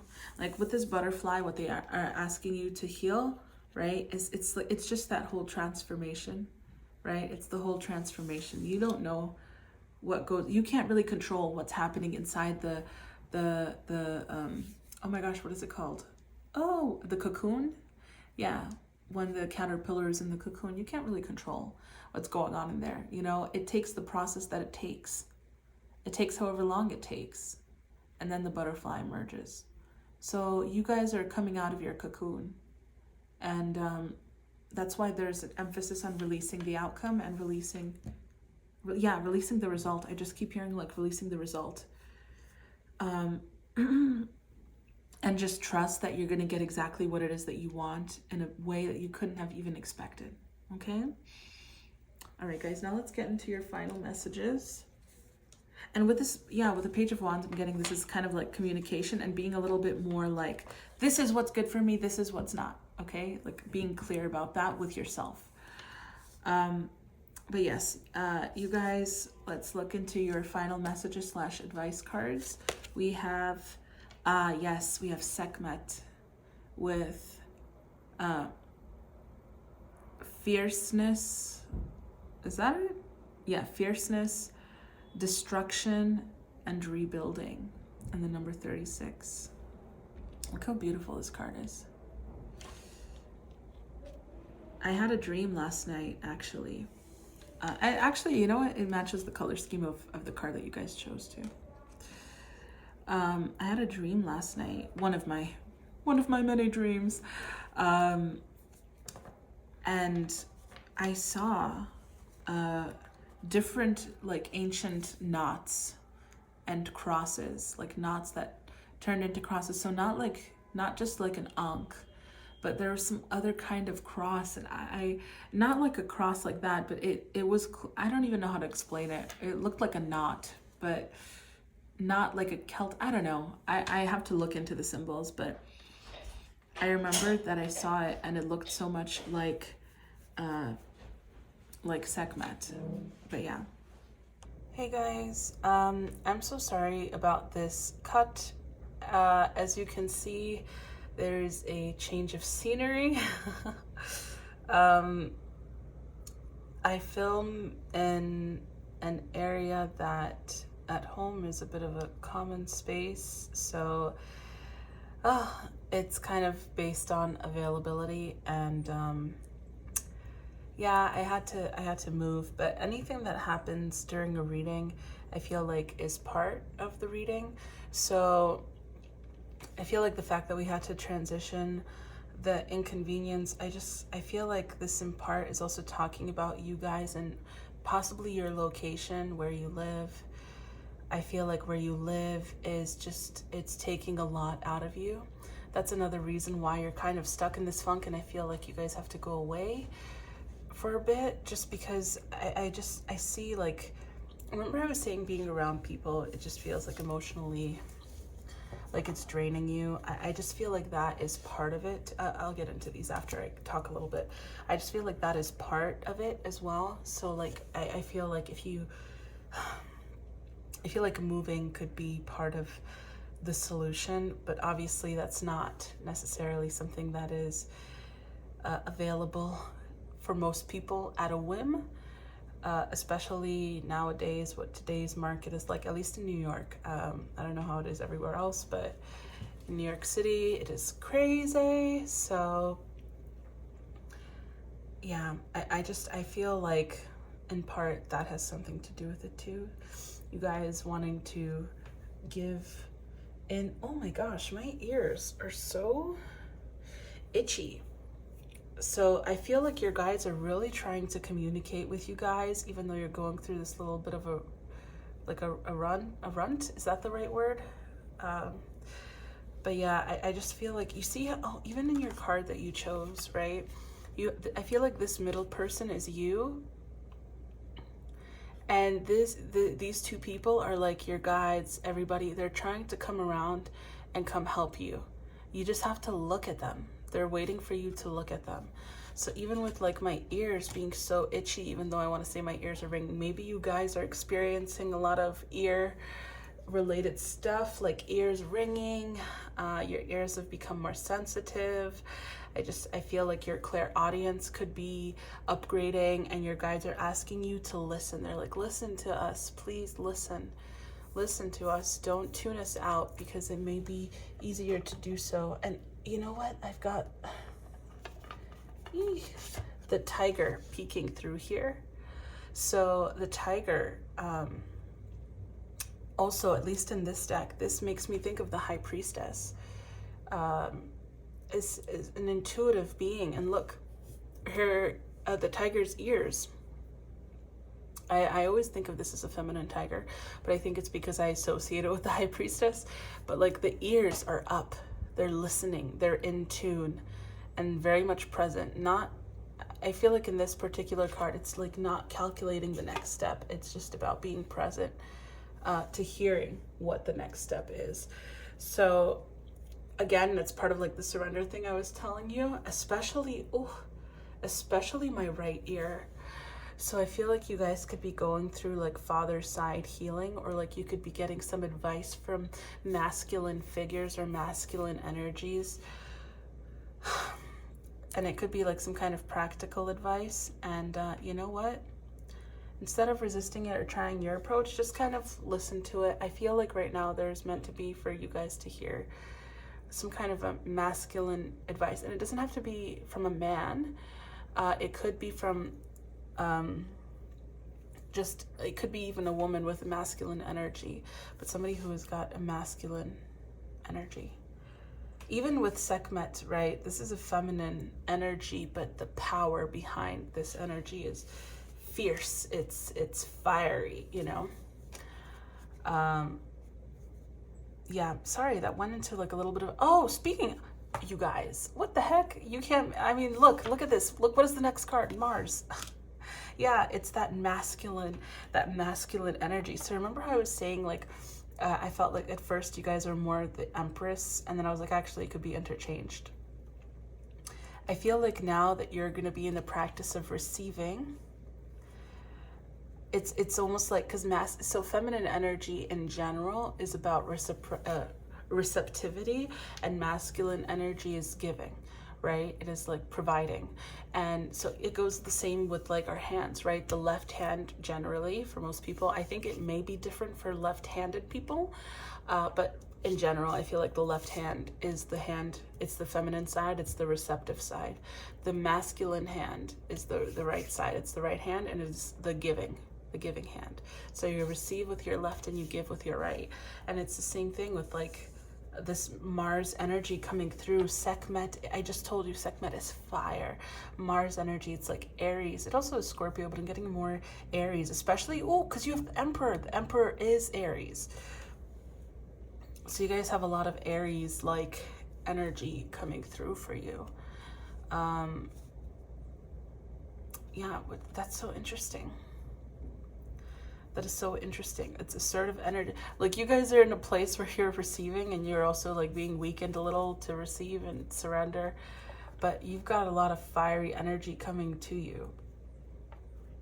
I also feel like right now, they're asking you to also enjoy your sensuality and your sexual energy, right? Because even the Empress, that's fertility. Look at the way Sekhmet is dressed in this red. It's like, it's not overly open and stuff, but it's like subtle. It's like a subtle sensuality, right? With the Mars coming through with like that passion, and again, that red and yellowy, orangey energy, they're kind of matching each other, right?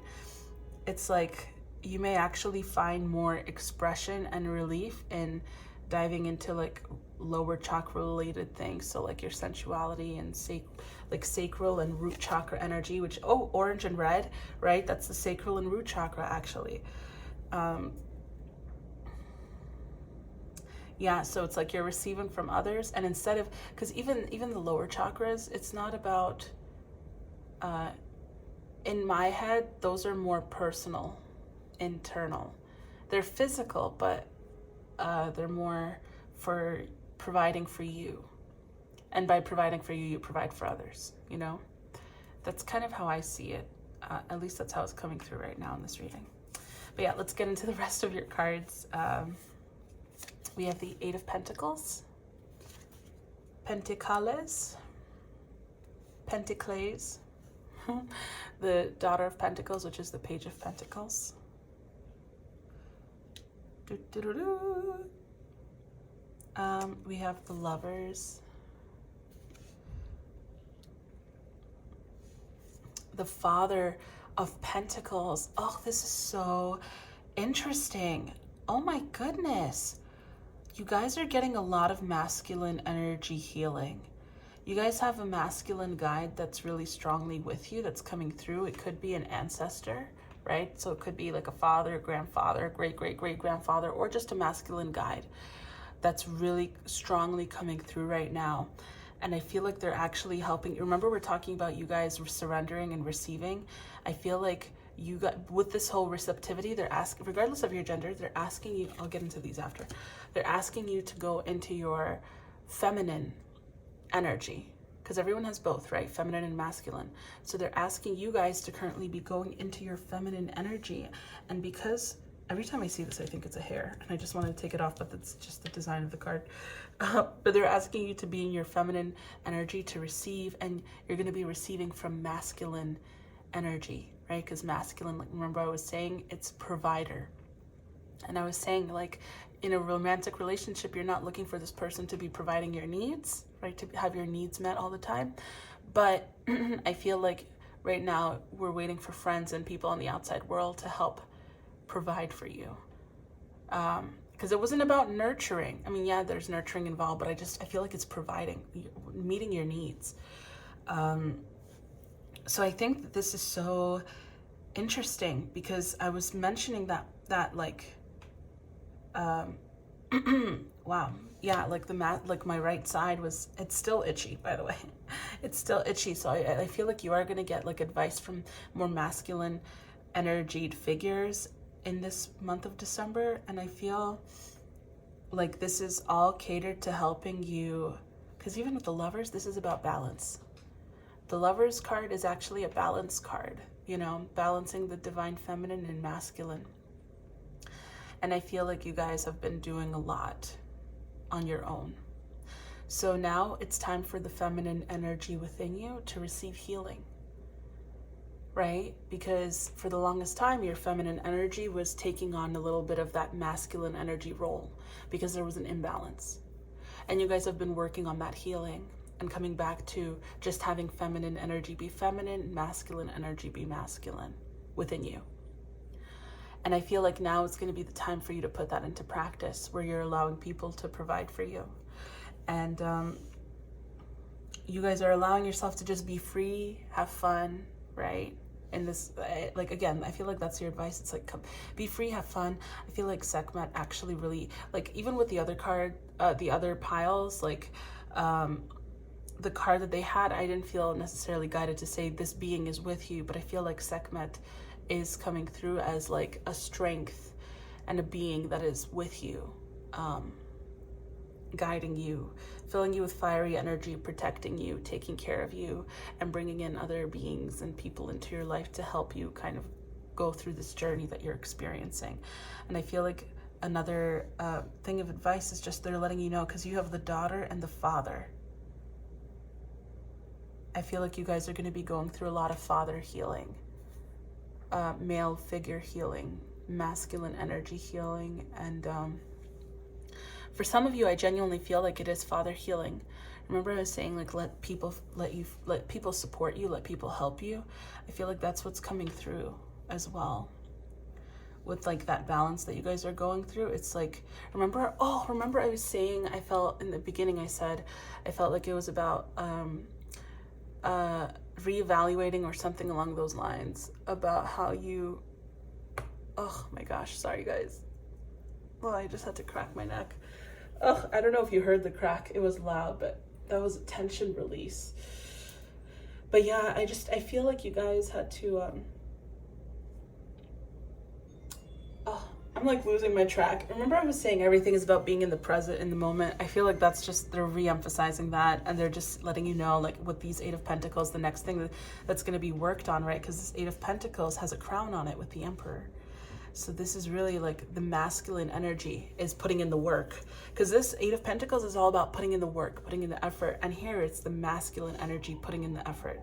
And the feminine energy is just being expressive and with that Mars energy, which is actually funny because it's like the feminine energy is coming into like sexiness, right? And just expression and freeness and play, not giving anything, just receiving and doing something for yourself, having fun.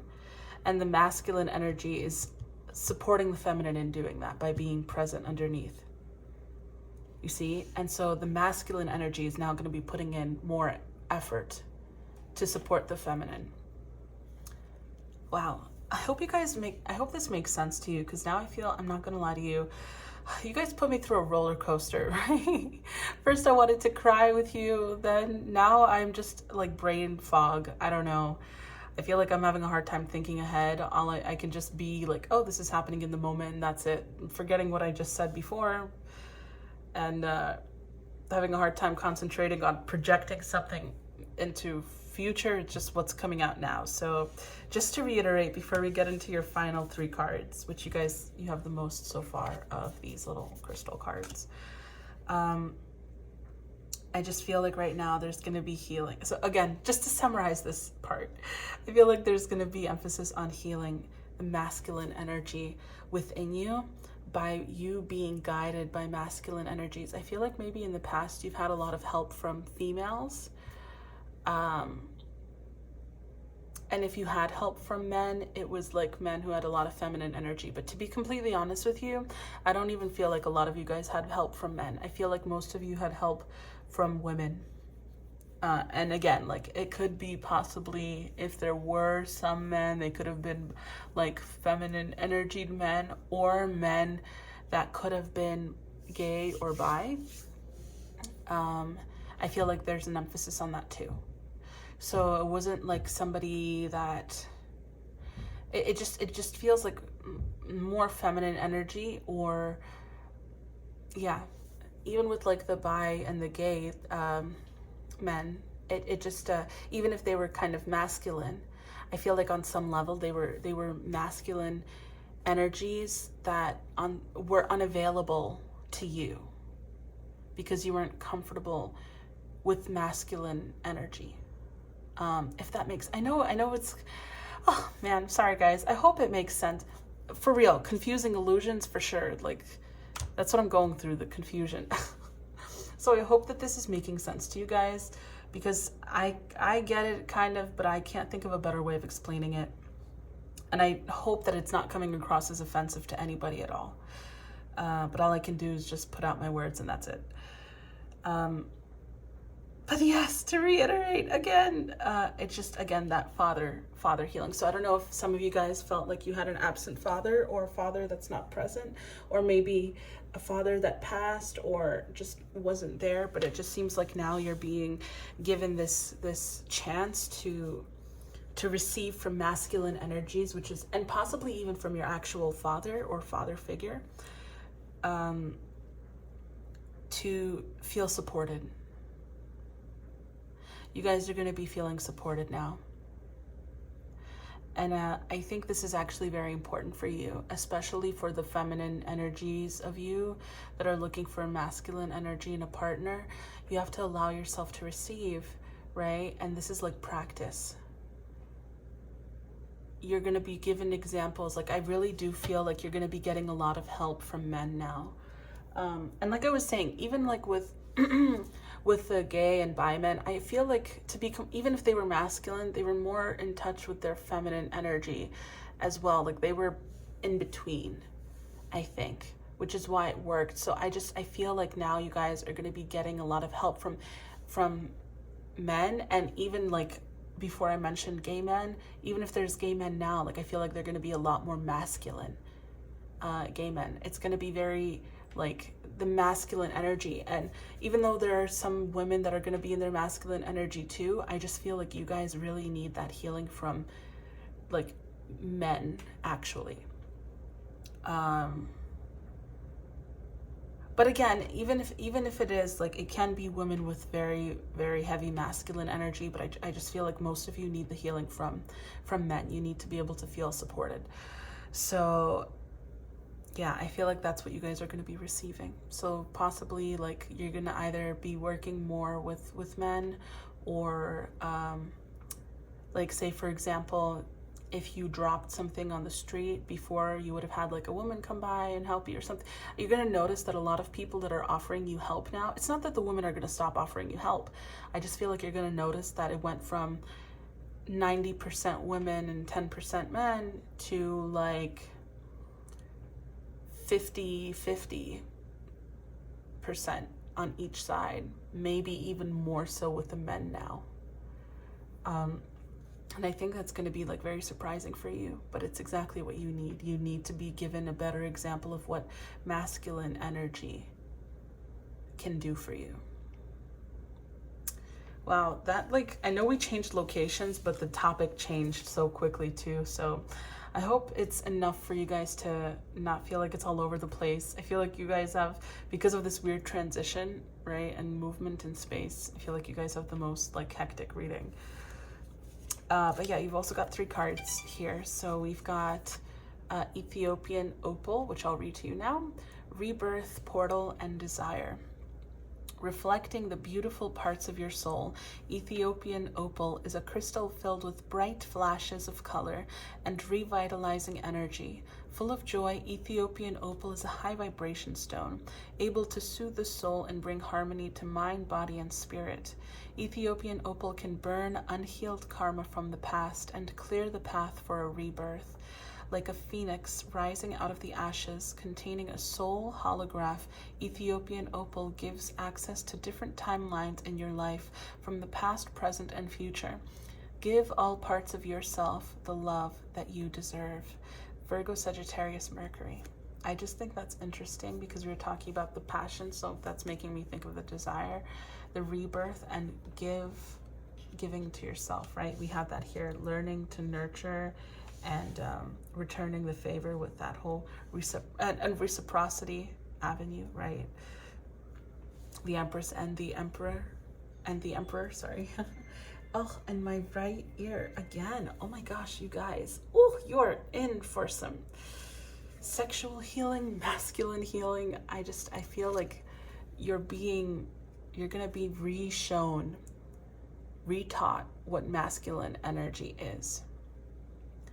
And it's going to put the feminine energy within you in its place. And not, that came out so wrong, but not in a repressive way, but like you don't have to be doing my part anymore. Be free. Do what feminine energy does, which is create and express and just exist, right? Feminine energy is the muse. And then let the masculine take care of you. Interesting. And then we also have sapphire, royalty, wisdom, and knowledge. Fairness rules the kingdom when sapphire wears the crown. Sapphire wields its power through kindness and wise judgment, bringing good luck and fortune to those who wear it.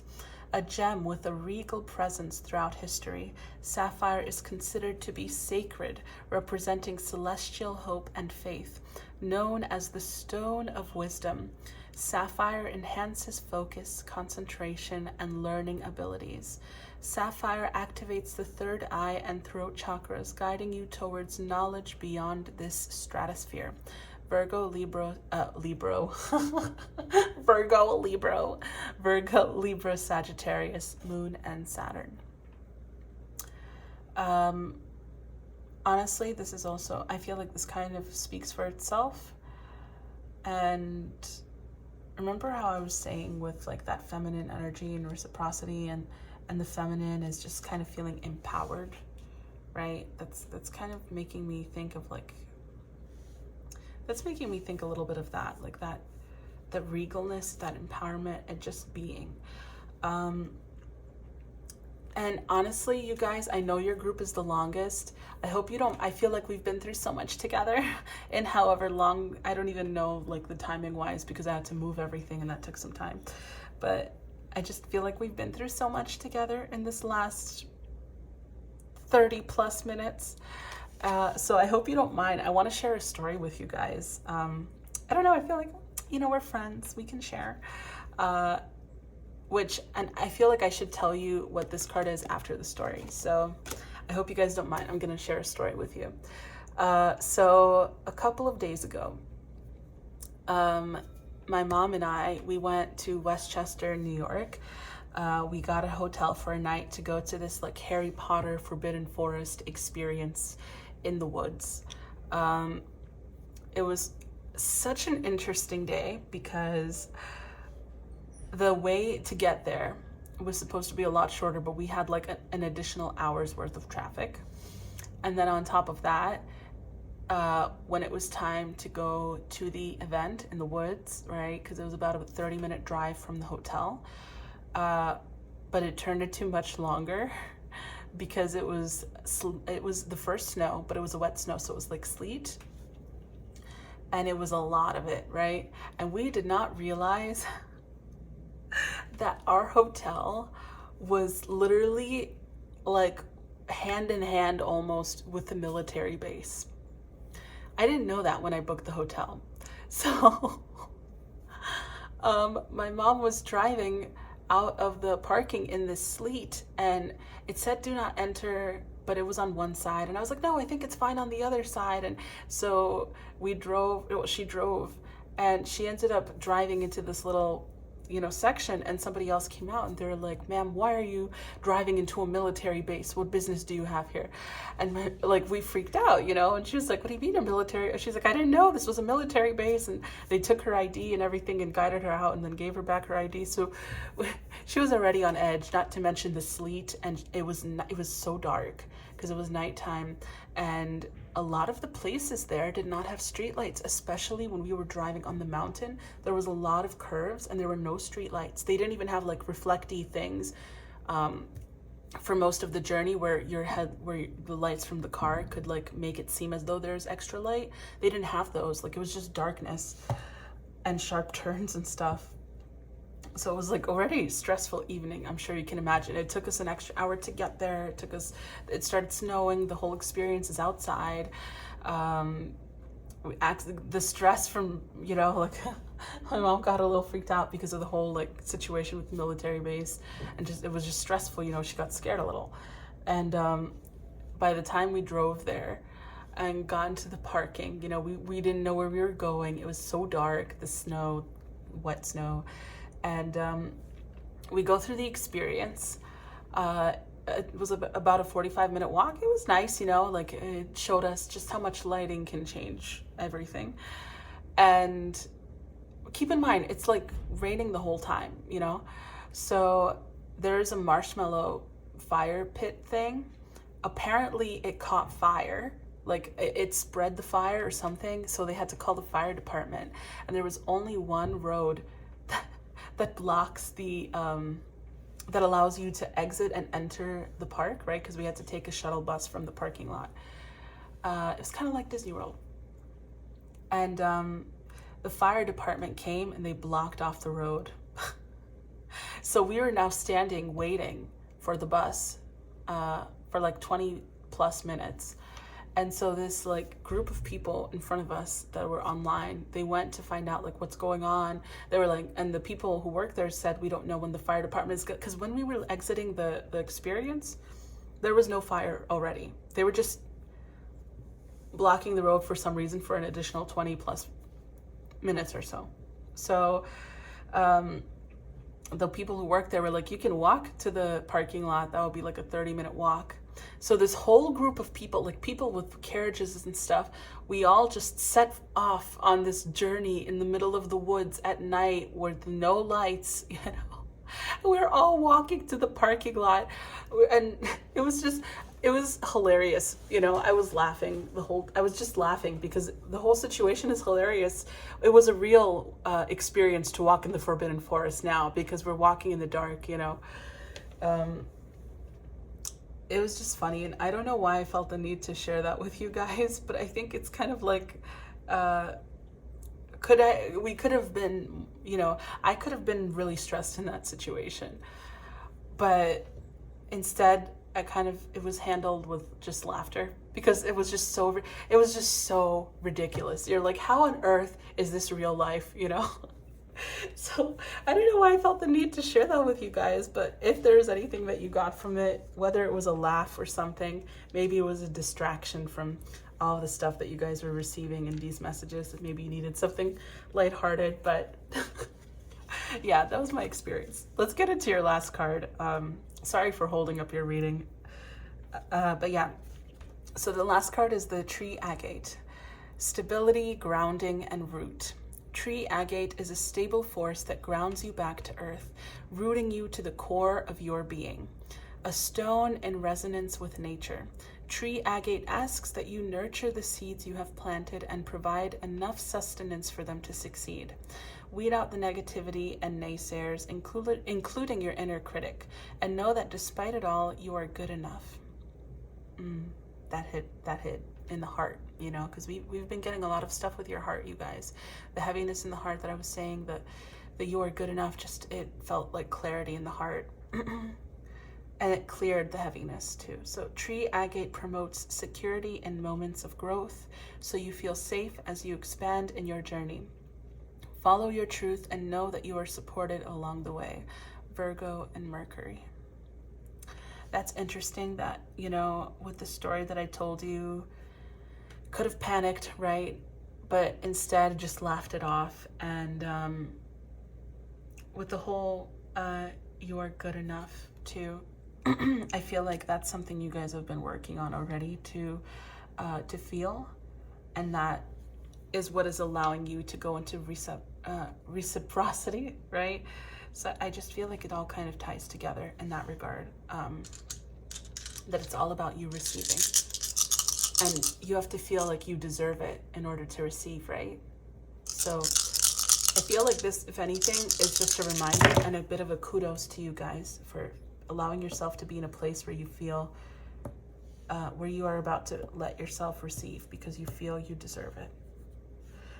But yeah, and then we have Virgo, the number 10, the number 3, and the North Node. So the 3 is making me think of the Empress, And then we've got, you know what? I feel like I'm gonna shuffle, not shuffle. I'm gonna throw the dice for you guys as well. I haven't used these in a while, but I feel like for you guys, I'll do them.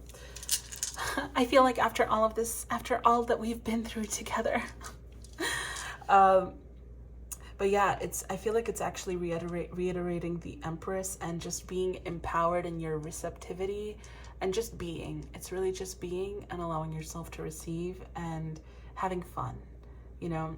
So it was a little dreary or a little heavy earlier, but now they're just like, your advice is to play, have fun, okay? Just do things that are fun for you.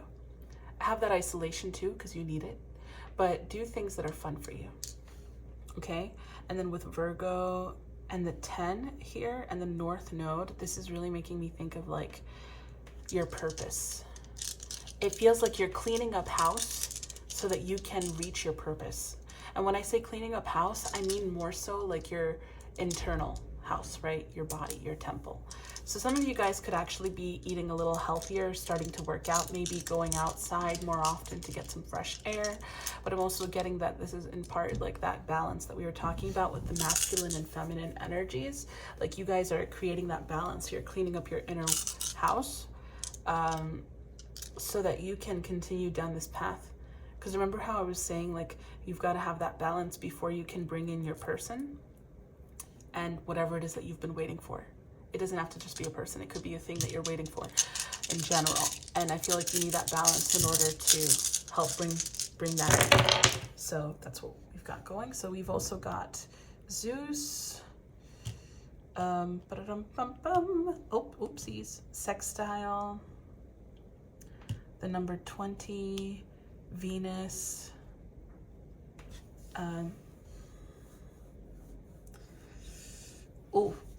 Vesta, something like that. Saturn and Descendant, which you can't see, but it's here. With the 20, this is making me think of Judgment. Okay? Judgment, and then Zeus also, like from the heavens, right? Sextile, it's not a trine, but it's things starting to come into alignment. It's a positive aspect. And then Venus being with Vesta here. So, and also the way I lay them out, I think is interesting. So with the heavens coming through and alignment, I feel like with the alignment and the heavens, it's just talking about that divine timing, like it's time. It's time for you. Remember I was saying it's like time for you to be taken care of. And there's a little bit of surrender that's going on and you're just like, oh, I don't know, whatever, but you're giving in. Because you're just like, remember I told you that story? You guys get a lot of stories from me today. Hello. But yeah, I remember I was telling you that story about the when I was in the woods driving upstate or in a bus going upstate, and that whole thing about being sick to surrender, to be weakened to surrender. So I feel like this is again talking about divine timing. And then with the Venus and Vesta here, I feel like, remember we were talking about healing your divine feminine and masculine balance. That's what I'm getting with this, because with this card, with this one, it's nurturing, and this is the feminine. Oh my goodness. What? Learning to nurture, returning the favor, nurturing. I didn't even realize when I said it, but it came out as an actual sentence, nurturing the feminine, right? And then with Saturn, again, it's talking about time, and it's making me think of a father figure, right? It's father figure energy for me. So, and with the Descendant, this is about like shadows. This is the shadow part of your personality, the stuff that needed to be healed with the father figure stuff with masculine energy. So, wow, you guys, it's a powerful time for you. It's a time for the feminine within you to be nurtured by masculine, and for you guys to be provided for, and for you guys to shine and be embodied and in your power, feeling sexy, okay? So, look how beautiful she is too. She really is beautiful. Okay, guys. I know it was all over the place, but that was your reading, group 3. I hope you enjoyed. let me know what you thought of my stories in the comments down below. Hopefully it wasn't too much of a distraction or took up too much of your time. But let me know if this resonated for you guys. Do you feel as though you need energy, or healing from the masculine energy more so? Do you feel like you've been doing a lot of the work on your own? Because I feel like that's it too. That's an indicator, like you've been doing a lot on your own and you got used to doing things on your own. So the feminine energy within you became overactive and the masculine underactive. So the feminine energy was the one that was it was creating control issues. But now that that's being worked on, that's being healed, right? So do you guys feel like that resonated with you? I would love to hear from you guys in the comments. If you enjoyed this reading, I would appreciate if you gave it a thumbs up. I would also appreciate if you guys subscribe to the channel, because I do have a lot of fun things planned for you. And yes, so that is all. Also, if you guys are interested in getting a custom crystal bracelet, or a private or personal reading with me, you guys can reach out to me through my contacts page on my website or through my email. I also have my Instagram down there in the description box.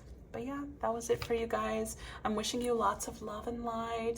I hope my stories were entertaining to you. I hope this was ending it on a lighter note than we started, because I know it was a bit heavy for you guys. You know, you're going to be going through little episodes here and there, but that's okay. That's part of life. If you ever need a laugh, you can come back and listen to that ridiculous story in the woods, okay, with the military base and everything. All right, you guys. I'm wishing you lots of love and light, and, you know, may you guys always be blessed, okay? Bye, guys. Hey, group 4, this is your group if you chose the 5 of Cups. I know we have a bit of a change of scenery here. Alas, it was something that I could not avoid. But yes, I'm gonna ring the singing bowl for you guys. I'm gonna be completely honest. I already pre-shuffled all of the cards. As you see, there's a big old stack. We're gonna be doing it in sections though. But before we begin, I just wanted to say I'm feeling super tired, you guys. So I'm sorry if I sound unenthused, but I feel like since this is part of your reading, this is also part of the message for you, and that is sleep. Girl, you need sleep. That is what I'm getting. You need sleep because my eyes hurt, okay? They feel dry. I feel like I have dry eyes. So I also feel like your guides are trying to communicate with you through signs and synchronicities that you can see, like through angel numbers, through posters, and stuff. So, and I feel like there's also a message of what can you see clearer here? What are you not seeing clearly? But let's get into the reading. First off, we're going to be doing an energy check with the first top row. That's going to be what you currently are experiencing. If that resonates with you, then you know for sure this is your group. If not, you can try maybe picking another group, or maybe it's not your reading, but the intention is that everyone can find a group here. That's why there's 5. But yeah, so this will be the energy check, and then below that will be what you have the opportunity to leave behind in the month of November. So let's start out. We have the 6 of Swords. Here we are. We have the King of Wands. Wow, I'm feeling so like scattered. The 9 of Swords. The 5 of Pentacles. Wow, you guys got a lot of these cards. The Tower. And the 9 of Pentacles. I feel like you guys have a lot going on. Like a lot going on, especially work-wise. I feel like you guys are managing so much and it is so stressful, and you need sleep. You need sleep, you need sleep, you need sleep. You need to rest. You need to rejuvenate. You need alone time, okay? We have 3 of Pentacles. The 10 of Cups. Oopsie. Oopsie, I made a poopsie. That's from White Chicks, for those of you if you are new to my channel, welcome. I would just like to say you may get a lot of white chicks references in my readings, because I just love that movie. Okay, I quote it very frequently in my day-to-day life. We also have Ace of Swords here, so if I quote it during these readings, that's why. And then we have the Queen of Swords. I love white chicks. Okay, shamelessly I will say it. I quote that movie all the time. Oh my gosh, one of my favorite quotes is when they were both going on dates, but one of them was going as like himself and the other one was going in disguise. And the guy who was going as himself, right? Because the guy who was going in disguise, he was like, why do you get to go on a regular date? You know, basically along those lines. And the guy who was going as himself was like, well, don't worry. You could tell Latrell, you know, he was like, you could tell Latrell if he needs if he needs protection, there's an extra shower curtain in the bathroom. And I watched that movie at least 3 times before I heard that line. Like, I guess I just never heard it before, or I wasn't old enough to understand back then. But then I rewatched it and I heard it and I just cracked up. If you need protection, there's an extra shower curtain in the bathroom. Oh man. I don't know if I should explain the joke or not. Like, should I explain it? Nah, it's fine. Watch the movie. I think you'll get it in context. And if you don't, that's okay too. Reach out to me, I'll explain it. But anyway, let's get into your reading. So what we have here is what you guys are currently going through. Yeah, like what I was saying, I just feel like you guys are going through a lot right now. I feel like you guys work yourselves up over nothing, and your eating patterns feel out of whack. Like you can go through phases where you eat a lot or you don't eat at all, and I just feel like you guys are a little out of balance because you're trying to take care of yourselves and build something for yourselves, but you're also trying to micromanage and handle everything else for everybody else, and it's just not right. It's not doing it for you. You guys are stressed. There's too much for you to handle, and I feel like the idea of how much you have to handle stresses you out even more. I feel like a lot of anxiety coming from this group. Because you're really trying to get over somebody or something, whether I feel like it's like it could be a person who,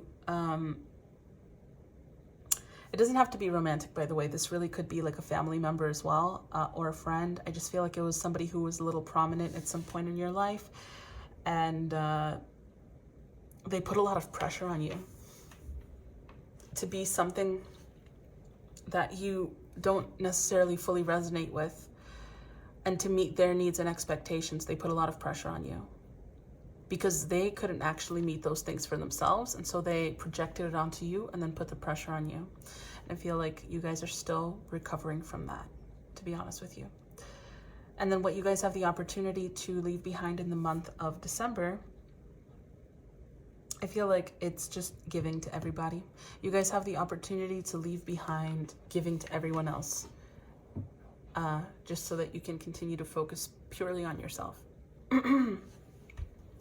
I also feel like the image or idea that you had about this person is completely gone, and so you can move forward and start attracting new types of people into your life, not repeats of this person. And I feel like control. I feel like on some level you guys are going to also be releasing control. Because when you were on top of everything, you were living up to that pressure, right? You were in charge of everything. You were in control. So you're kind of giving up control and just allowing yourself, or what you have the opportunity to give up is control and going with the flow. Oh, that was nice and simple, at least for the beginning portion of your reading. Let's see what else comes through, because I don't look at the cards when I shuffle them, unless one of them falls facing forward. So let's see. The next row is going to be, what is your material world focus for the month of December? And then what is your, what does Divine want you to focus on healing for the month of December? So we have the Two of Wands. Actually, you guys got a lot of these cards. So the Two of Wands, Gotta make sure I have space. The Four of Swords. The King of Swords. The Empress. You know what's funny? Actually, the only cards that I have apart from the gold gilded cards for this deck today are pink gilded, you see? They're pink. And this one is pink too. So I think that's cute. The last reading I did, most of the cards were blue gilded. But yeah, the Chariot. I feel like you guys like aesthetic things. You guys, I feel, accentuate beauty around you. I feel like you guys need beauty around you in order to feel like you can have a calm mind and like everything is okay. We also have the Knight of Cups, the Five of Wands, the Queen of Cups. Like it feels like Libra-esque energy, you know, like you need beauty around you. The Six of Wands. And the Ace of Wands. Okay, we'll get into the healing stuff after because this ended up taking up more space. So give me 1 second. What is the material world focus for the month of December?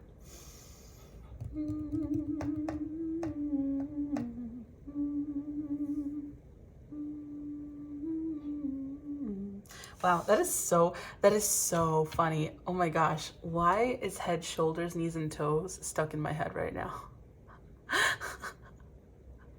Do you guys know that song? It's like head, shoulders, knees, and toes, knees and toes. Head, shoulders, knees, and toes, knees and toes. 2 eyes, 2 ears, 1 mouth, and a nose. Head, shoulders, knees, and toes, knees and toes. Okay, that was hilarious. I feel like it's funny too because what I was getting here, the material world focuses on you. Remember we were saying in that previous section, like it's just that you've been giving a lot and everybody, like you've taken on other people's stuff and it's extremely, like it's causing a lot of anxiousness, you know? And I feel like right now the material world focus for December is kind of becoming a little bit more recluse and coming back to you. So I think it's interesting that it's heads, shoulders, knees, and toes that has come through because that's like, it's talking about an individual body, you know? But yeah, I feel like there's a little bit more healing. I feel like there's more boundaries, you speaking up for yourself a little bit more. I think you're still, remember that stuff that I said that you have the opportunity to leave behind in the month of November? I feel like that's going to be trickling into December, to be honest with you, into the first couple of weeks of December. So you're still going to be working on leaving it behind or releasing it, but there is forward movement because you have the Chariot card here.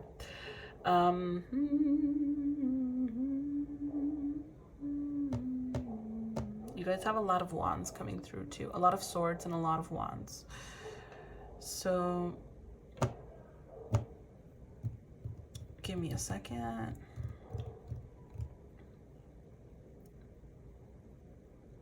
I feel like in December, you guys are also going to be working on a passion project, something that you've been thinking or dreaming about for some time, but you've been holding yourselves back for a while now in regards to actually pursuing it or doing it, maybe because of fear, maybe because you were like, I have too much on my plate. I don't even have time to focus on this.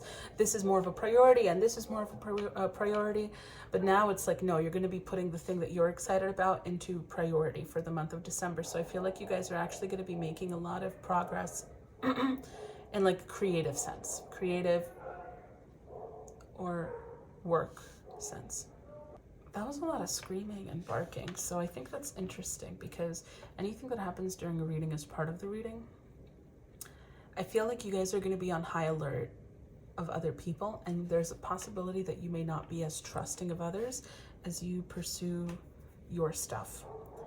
Because I think you guys are still working on a balance of figuring out how to be open but firm, how to be receptive but have boundaries as well. boundaries, not walls. So I feel like for you guys, it's still a little bit hard. You're kind of looking for that balance.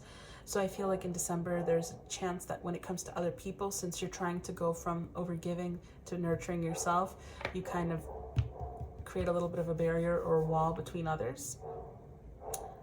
But it's okay. That's just part of your process. I don't see like it's something that's holding you back. I feel like you guys are really conscious of it, so you're working on healing that anyway. So I don't think this is news, you know? I think this is stuff that you guys are aware that you do. I feel like you can also be extremely I'm sorry about the noise, you guys. It's nothing I can do about it. Oh my gosh. It's so loud and so sad because the person's yelling. But I feel like you guys are possibly going to be really defensive of yourself. So just for some of you guys with all this fire energy, I feel like you could be a little quick to temper.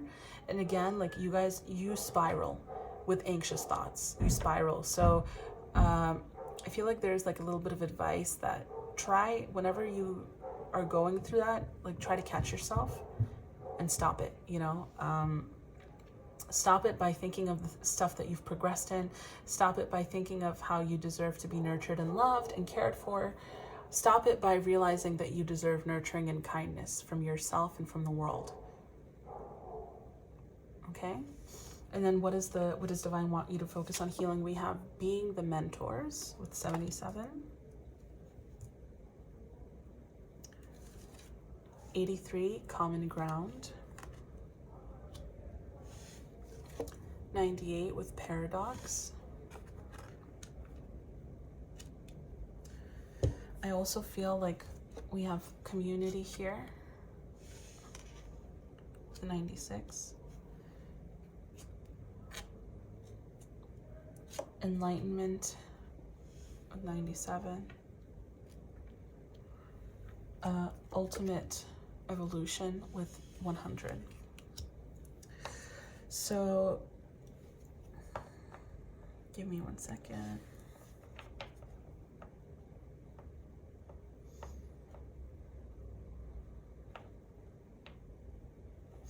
So something that Divine wants you to focus on healing in the month of December, and I just got such a headache. Wow, you guys, you have so many anxieties or like anxious thoughts. Like you guys think way too much. Like it's like my head feels like it's gonna burst. Yeah, I feel like something that Divine wants you to focus on healing is balance. Balance between constantly feeling like you need to be the one teaching everyone. Right? Remember I was saying like in the beginning you were taking on a lot of other people's stuff. So I just feel like that's one of the things they want you to heal. It's like you don't have to be teaching everyone. All you have to do is exist. Because if you're constantly teaching someone, it can easily turn into sensations of feeling like burdensome, because it feels like an additional responsibility that you've taken on, and it feels like you're the only one who's giving and you would like to learn or something in return. So I feel like the advice here is don't try to be teaching or lecturing anyone. If you catch yourself doing that, like try to stop it and just bring it back to you. Bring the focus back to you. If you catch yourself trying to teach someone, just take that lesson and apply it to yourself, because it's not our place, right, to be teaching everyone. And I feel like it's just draining you right now because you feel like you're giving too much, but you're the one who's making that choice, you know? I also feel like part of the healing that Divine wants you to focus on is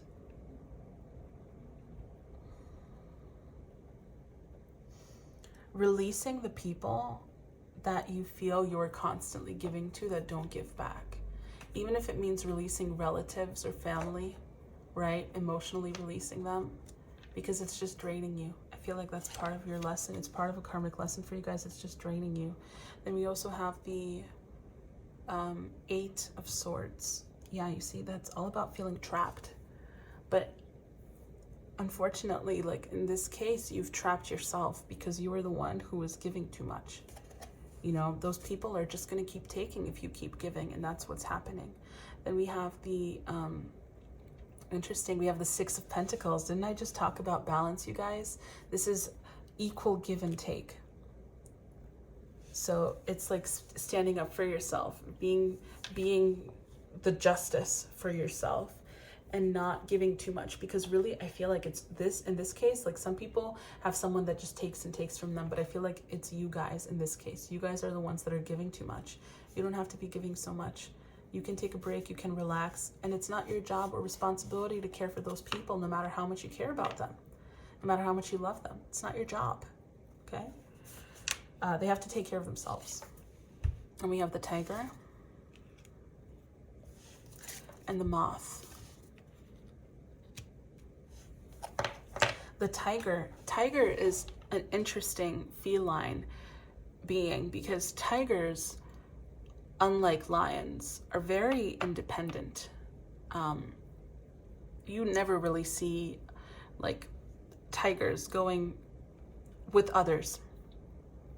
Like you don't see tigers, like a female and a male tiger going together with their cubs. Usually you would just see the female tiger with her cubs. You know, even even just seeing two adult tigers together, I feel like that's a little bit more rare than, like, say, lions, for example. So it's interesting because they are very, much like panthers, they're very independent. And I feel like the fact that this is a healing focus for you guys, it's talking about you guys learning to be emotionally independent while at the same time releasing the fact that you have to be independent in the physical. So releasing to be emotionally independent, what they're saying is like you're not relying on other people to provide or give to you in order for you to feel fulfilled. But releasing having the need to be physically independent is showing that they're asking you to, while you're healing the fact that you don't need other people to be providing for you in order for you to feel emotionally satisfied, this is also talking about you allowing yourself to have other people in your life, because being on your own solves nothing. It does nothing for you. We're on a planet full of people because we're meant to be cooperating, working with each other, you know? Otherwise we'd have our own individual islands. I say it all the time. And then you have moth here. With the moth, it's like somebody who's heading for the light, right? So I feel like you guys are constantly searching for something. And a lot of you, not all of you, but a lot of you are searching for something outside of yourself to be the salvation. And it's like, no, this is all something that comes from within you. Okay, so I just feel like there's an emphasis that like the isolation that you've been going through on some end has been of your own accord. But because you are the one who created this, you are also the one who can change this. You have the power. You're not powerless. You know, I feel like that's what they're trying to get you to learn, to heal, is not just consciously knowing you're powerful, but feeling it inside and out as part of your fiber, like bringing it into your subconscious. And then for final cards of advice and messages, we have Archangel Chamuel with unconditional love, heart healing, and self-love. What did I just say, you guys? Right? It's like that self-compassion, because you were taking on those burdens on your own. So it's time for you to show that love to yourself and to allow yourself to receive and to allow yourself to realize you don't have to be alone. You don't have to be the teacher all the time. This just feels more like nurturing yourself than anything else. We also have Mars and the beginning of spring. So Mars and, oh no, I'm so sorry. That's not Mars. That's Venus. Did I interpret that as Mars before? I think I interpreted this as Mars in a previous reading. This is Venus. My bad. Wow. I really, no way. I can't believe that I had goofed up so much. Oh well. Not much can be said about that. We have Venus and we have the beginning of spring. So Venus is Taurus and the beginning of spring. So that's like, what is that? That is middle of April to middle of May. And it's interesting, right? Because this is also a 5, so that's talking about May. So that's a little bit of a time frame for some of you guys, but I just feel like with Venus and the beginning of spring, this is talking about budding, blooming, right? Fertility. And with this Archangel Chamuel, with the unconditional love and self-love and heart healing, I just feel like you guys have been feeling very cold. And now it's time for you guys to bloom, to blossom, it's like you're getting warmth. And I feel like that coldness, it was just isolation. It was like walls, you know, boundaries, self-protection. But now you guys are you're getting to the place, they're advising you, right? To just continue to melt, just melt, and allow yourself to bloom, to blossom, and to attract the love that you deserve, okay? And then we also have the 9 of Cups and the 10 of Swords. So I think that's interesting because the 10 of Swords is a painful ending, but it is an ending nonetheless. And then at the end of that ending, you have the 9 of Cups with it, which is the wish fulfillment card. This is somebody who receives all of their desires. This is somebody who feels satisfied, right? Like feeling good, feeling settled. So I feel like what you're actually gaining from this whole process, and if you follow like this guidance, and I feel like you guys are, you know, but what you're gaining from this is peace of mind and inner peace. Like that anxiousness, you're going to start seeing it melt away as you get that inner calmness when you continue to show that love to yourself, right? And let's get the final message with the dice. We've got the 10, Aquarius, 2, and Venus. Venus again. There's so much feminine energy that's coming through here. I feel like you guys, we're taking on too much masculine, energy. So now it's time to balance that out with the nurturing of the feminine energy. And like, remember I was saying you guys are pursuing creativity and creative projects that you're excited about. I just feel like it's time now to focus on more feminine energies and not to go into the masculine energy of control and anxious thought and overstimulation in the mind. Just flow. It's a change in the tides of this Aquarius, and especially career-wise. Like I'm seeing for you guys going for a business, even with this too, it's making me think of Taurus. It's like creativity and money. So I feel like you guys, again, that passion project is something that could earn you money if you guys are thinking about pursuing entrepreneurship. But yeah, group 4. Well, group 4, this was your reading. I hope you enjoyed. I know it may have been a little scattered or tired at first because I feel like you guys really do need rest. You need to take care of yourself, treasure yourself more, okay? Like I feel like you guys are already doing it or you're starting to, but I feel like you could be treasuring yourself more. And by doing that, it doesn't mean cutting out all ties with all people. It just means cutting out the people who no longer serve you, and from the people who do love you, allow yourself to continue to receive from them, okay? Allow yourself to receive from them. It doesn't have to just be about how much you can give, because I feel like, again, you guys are the only ones taking on all that responsibility. Like no one even asked you to do so, you know? So take it easy. All right, group 4, that was your reading. I hope you enjoyed. If you did, please give it a thumbs up. If you are interested in a custom crystal bracelet or a private reading, you can reach out to me through my contacts page on my website or my email, which are in the description box below. I also have an Instagram, which I'm eventually going to be more active on. Yeah, if you guys are, if you guys related with this reading, or if there's any specific stuff you'd like to share, I would love to hear from you guys in the comments down below. And if you would like to stay up to date when I post new videos, feel free to subscribe to this channel. I do have exciting plans for you here. So yeah, I'm excited for what is to come. But rest up, group 4, okay?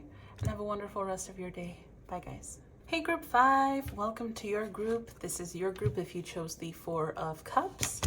Let's get right into your reading. I'm going to ring the singing bowl for you guys as I keep talking. Off the bat, I feel, I also pre-shuffled everything, so I have it all ready here for y'all. But off the bat, when I was shuffling, one of the messages that I got was, you guys are divine creators. You are the creators of your life. You are powerful manifestors. But you seem to be encountering some kind of trust issues that you're overcoming. Okay, so that's just kind of a brief message out there. But the way that this reading is going to be working, we're going to be looking, the top part of your reading is going to be, at least the first section of it, the top is going to be what you're currently experiencing, so that you know if this is, it's like an energy check really, so you can tell if this is your reading or not. Then on the bottom is going to be what you have the opportunity to leave behind in the month of November. But I kept thinking of December. So I feel like this could be something that really does trickle into December and is something that is left behind in the new year, you know, so just keep that in mind. So you have the Three of Wands, the Empress, the Four of Swords, the Seven of Swords, the Two of Cups, the Eight of Swords, the Eight of Wands, a lot of eights, the Hierophant, oh, and the Four of Swords again, and the Justice card. We'll get into the other stuff in the other portion of the reading. So let's get started. Give me 1 second, guys. I'm feeling a little short of breath, so I feel like some of you guys can have little panic attacks sometimes, where you stress over things you don't have to stress about. But I do feel, remember I was saying you guys are the creators of your life. You do have the Empress here. This is fertility. This is all about creation and like planning and strategizing. But I'm also getting like you guys are healing trust issues in God, in the universe, and in turn in yourself. So it's something that you guys are currently working on overcoming, and you have been for the last couple of months. And what you have the opportunity to leave behind in this month, or in November leading into December, possibly into the new year, is the feeling like you have no control. Well, actually, hold on. Is the feeling of being trapped. Yeah, it just feels like the feeling of being trapped.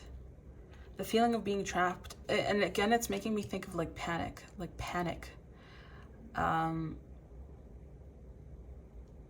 I feel like you guys are really working on surrender, you know, and you're not the only group that's doing that either.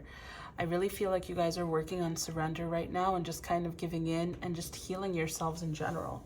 So I feel like that's the thing that that's why it's a little less specific than most of the other groups, but I feel like it's because you're working on overall healing inside emotionally and surrender, which is what's going to release this panic. You guys have been doing a lot of grounding things, a lot of root chakra, sacral chakra related things, and possibly even solar plexus. So I feel like you guys are getting ready to move into that next kind of cornerstone or phase, which will be the other stuff, which is funny because we do have the Emperor peeking here with the red and the orange, which is the root and sacral, right? And yellow there as well, which is the solar plexus. So I think that's interesting, but that was nice and quick. So if that resonated for you guys, let's get right into the, I find that this beginning portion tends to be quick and then everything else takes a little longer. So let's see how much time we're able to get all of this information out. But so the next portion of the reading is going to be what is the material world focus for the month of December, and what divine would like you to focus on healing for the month of December. So we have the Eight of Swords. Interesting, because that was the thing that, oh, remember I was telling you this may actually be something that you're working through December, because you have the Eight of Swords as something that you're going to be working on releasing, right? So it's funny that it's coming up again, because I guess this is showing that you are working on releasing it. You're kind of being forced to be honest with you, with this panic. The Seven of Wands, interesting. The Fool. Yeah, this is making me think of the new year. The Queen of Cups. The Magician. The Emperor, which is funny because we saw the Emperor was there earlier. the Three of Wands. Sorry guys, 1 second. I'm trying to straighten it out for you. And the Six of Pentacles. So actually, let's do it like so. So we can get it all out here.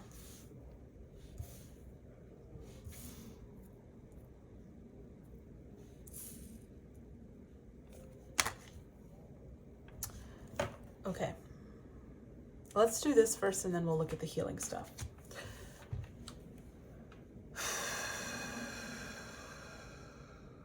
Sorry guys, I'm getting that shortness of breath again. I hope you didn't just see me in the camera just now. I'm leaning over everything. Let's see. Yeah, I feel like your material world focus is just kind of trickling in that healing thing that I was talking about with you guys. Releasing control, surrender, and just kind of realizing that you are the creators of your life. I feel like that's really the big thing here, the scoop. With the Magician and the Emperor, it's like, again, there's the control, but the Magician is showing like the creator of your life. The Eight of Swords is talking about, it's like you guys are overcoming that feeling of being trapped. It's kind of making me think of, it's kind of making me think of claustrophobia, but there's also this other fear called cleithrophobia. I'm pretty sure it's cleithrophobia. And that is the fear of being trapped. So claustrophobia is the fear of small places, like being enclosed in small places. Cleithrophobia is the fear of being trapped in general. So it's like being stuck in a maze, being stuck in clothing and feeling suffocated, you know, because I was getting that shortness of breath. So I feel like you guys can have this fear of being trapped, of being stuck in a situation, in a place, in life in general. And I feel like that's something that you guys are working on overcoming, is that surrender. And I just feel like you guys are going to be a little bit more isolated in December. You're really going to be trying to continue to protect your energy, because I think you guys realize that you guys are very intelligent. You know, you realize that as you're going through this healing, you need to isolate yourself, because that's just how you have to take care of yourself. That's it. It doesn't need any further explanation. I also feel like, yeah, you guys are just really doing the work. You're really good at taking and handling assignments. Like if somebody gives you constructive criticism, you would take that and apply the changes like right away. Like you guys are really good at following instructions. I think that's actually like the thing that makes you a leader. And I feel like some of you guys may have been told before that you weren't a leader, or have been made to feel like you're a follower, or you used to be a little controlling, and so somebody said something and then you kind of became more docile. I feel like you guys are coming back to being a leader. Like that, whatever somebody said to you before was needed to take you down a peg so that you can see what it's like to listen, so that when it's time for you to be back on your throne, you know how to be a great leader. Because a great leader is not just someone who leads the way, but there's someone who listens and takes advice. And you guys are really good at that. Like you guys have learned that. You guys are pretty impressive. Applause for you. Congratulations. Applause. Okay, now let's see what Divine would like you to focus on healing. So we have courageousness. Interesting. Homing beacon. Common ground. So before we get into the other cards, it's interesting because it's exactly what I was just saying with like you guys, maybe somebody said something and it caused you to like diminish, and you've been working on the root chakra stuff. So homing beacon and courageousness, it's like, it's making me think of you guys coming back to your power, because you've been doing that like root, sacral, solar plexus. I feel like you've been doing more root chakra stuff, and then you know, the sacral was like, you guys are doing it in order, which is good. You're doing it the right way. You're doing it proper. And so I almost feel like you guys are really patient with yourselves too. Like, you know that it's going to take time, and you're just so practical, but like in a good way, you know? But yeah, I feel, and also I don't know, this is like paint. but it looks like bird poop. But it's paint. We don't have any birds here. I don't know why I felt the need to say that, but yeah. I also feel like you guys are, the common ground. It's, remember what I was saying, finding the balance between listening and leading, and like a good leader has the balance of both, and they're able to do both. I feel like that's what this is talking about. It's a hybrid. Yeah, it's a hybrid. You see? The hybrid. And Lyra and Vega are actually pretty close to each other in the cosmos. So they're really close to each other. So I feel like the homing beacon is like you coming back to yourself. Like if you were a leader and then you like decided to not be because someone said something, so you just kind of stayed in the background for some time, you're coming back to who you were before. But now you had like the karmic lessons to not abuse the power that you have, so that it can be used for the light, for good, you know? We also have one second. This is 17. Okay, so that's the star. I should have known when I saw the Aquarius up there, but yeah, the star. I hope you guys can see. I hope the lighting is okay. And then we have the 10 of Wands. Interesting. And we also have the shark, the swan, and guess what, y'all? The cosmic egg. Incredible. So these are your advice final message cards, so I'm gonna set them to the side for now. So with the star and the 10 of Wands, what I'm seeing here is you guys are shining. The star, again, is making me think of you coming back to yourself. You saw how this person has got like all their chakras in alignment. This is like such a healing, powerful card. You guys are remembering who you are. You're coming back to yourself. And the 10 of Wands is talking about all of the hard work that you're putting in and the effort. And it's like your guides are trying to tell you that this is not going unnoticed. And they're encouraging you, as part of the healing that they're advising here, to continue to surrender, which you're going for it. You're doing it. Okay, just continue doing it. They're not saying that you're not doing it right, that you're taking too long. No, everything is in perfect timing. I know you've been working on it. I know you've been doing it, and I know it could be annoying to hear the same message over and over again, but you guys are doing it. Okay, this is not them saying that you're not doing enough, because you are. You're doing perfect. Okay, this is just them saying like, yes, keep going. Okay. With the shark and the swan,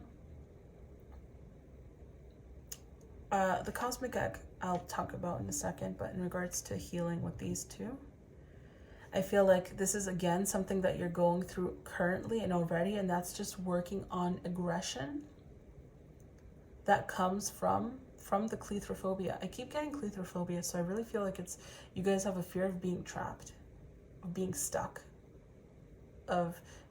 in your life in general, in a situation, in a place, in a career, in a relationship. And I feel like you guys are coming to terms with that, that fear. And you guys are dealing with your shadow side. With the swan, you see it's the top and the bottom. You guys are working on your shadow. So they're continuing to encourage you in healing your shadow side. And with this cosmic egg, it's like you're becoming a true master. Even with the magician, right? You're becoming a true master. Even the emperor, the most in charge, right? And this cosmic egg, it's like you are becoming a true master, not just of a career field or anything like that. Like, you're becoming a true master of life. You're that powerful. It's like they're trying to remind you that you are the universe. You are God. You are everything. You have all of that within you, and that is what you are at your core. And it's like they're reminding you of your power, of your strength. And they're asking so much of you because they want you to remember just how incredibly powerful you are. Okay? And then with your final messages, which is funny because this is another one, we have Archangel Anael with friendship, psychic ability, and moon cycles. So this one is making me think of the magician again and the cosmic egg. And with psychic abilities and moon cycles, like they're just letting you know, like this is a phase. You're overcoming it and you're getting stronger. I really feel like, oh, the moon cycles, it's making me think of the Lunar New Year. That has been coming through in a lot of readings. I wonder if something powerful is happening around the Lunar New Year. We also have the first house, another one. This is like Aries energy. Direction. Power. Emperor is Aries, right? Assertiveness. Going for the things that you want. The solar eclipse. Encountering your shadow so that you can heal it. Then we have the Father of Wands, which is the King of Wands. The Star again. And the Moon. We'll get into this card in a second. Actually, yeah, we'll get into it in a second. So that's interesting because you have the Star again. I feel like you guys are star seeds. And the King of Wands is just talking about, again, that like energy, that leader energy that you guys have, that spark, that passion, that fire. I feel like sometimes you can be a little aggressive, or that was something that you battled in the past, right? Being aggressive or dominant. And again, that has, like somebody may have said something and it turned you docile. I just feel like there's like pent up aggression and it's something you guys are getting rid of because you're facing your shadow side. And with the Moon being here, it's like talking about your psychic abilities again, talking about how your intuition is increasing even more so. Oh, and this is the Moon. This is the Moon, right? Look, she has the Moon phases. And the Moon is also your subconscious. So again, that's talking about getting into that shadow work, right? So they're saying like, keep going. They're really, what Divine is coming through with saying is keep going. And your guides are with you, your ancestors are with you, and your light being and star being guides and ancestors are with you. You guys have a whole cosmic team guiding you, with you, that are communicating with you and trying to come through to you. And you're going to become more sensitive to their information that they're trying to give to you because you guys are coming into more attunement with yourself by doing this work. And then your final card is the Golden Healer. Here we are. With abundance, expansion, golden rays, universal life force flows strongly with the Golden Healer. With an exceedingly high vibration, Golden Healer carries bioscalar, whatever, waves, an abundant form of power that increases in spatial mass. This potent energy can expand awareness across multiple dimensions, transforming your vibration all the way down to the cells in your body. Connected to the solar plexus, this stone allows the highest form of healing for your identity and self-worth, releasing ancestral trauma that may have affected you and been passed down through your family lineage. Leo, Sun. It's interesting. It's talking about ancestral trauma because remember I was saying your ancestors are with you. They're helping you to release this karmic cycle. And I really feel as though, transforming the vibration. I feel like with the whole healing your identity and self-worth, and I feel like that's also kind of touching on that feeling of being trapped and that disownment, that weirdness with the aggressiveness and with that power dynamic I was talking about earlier, right?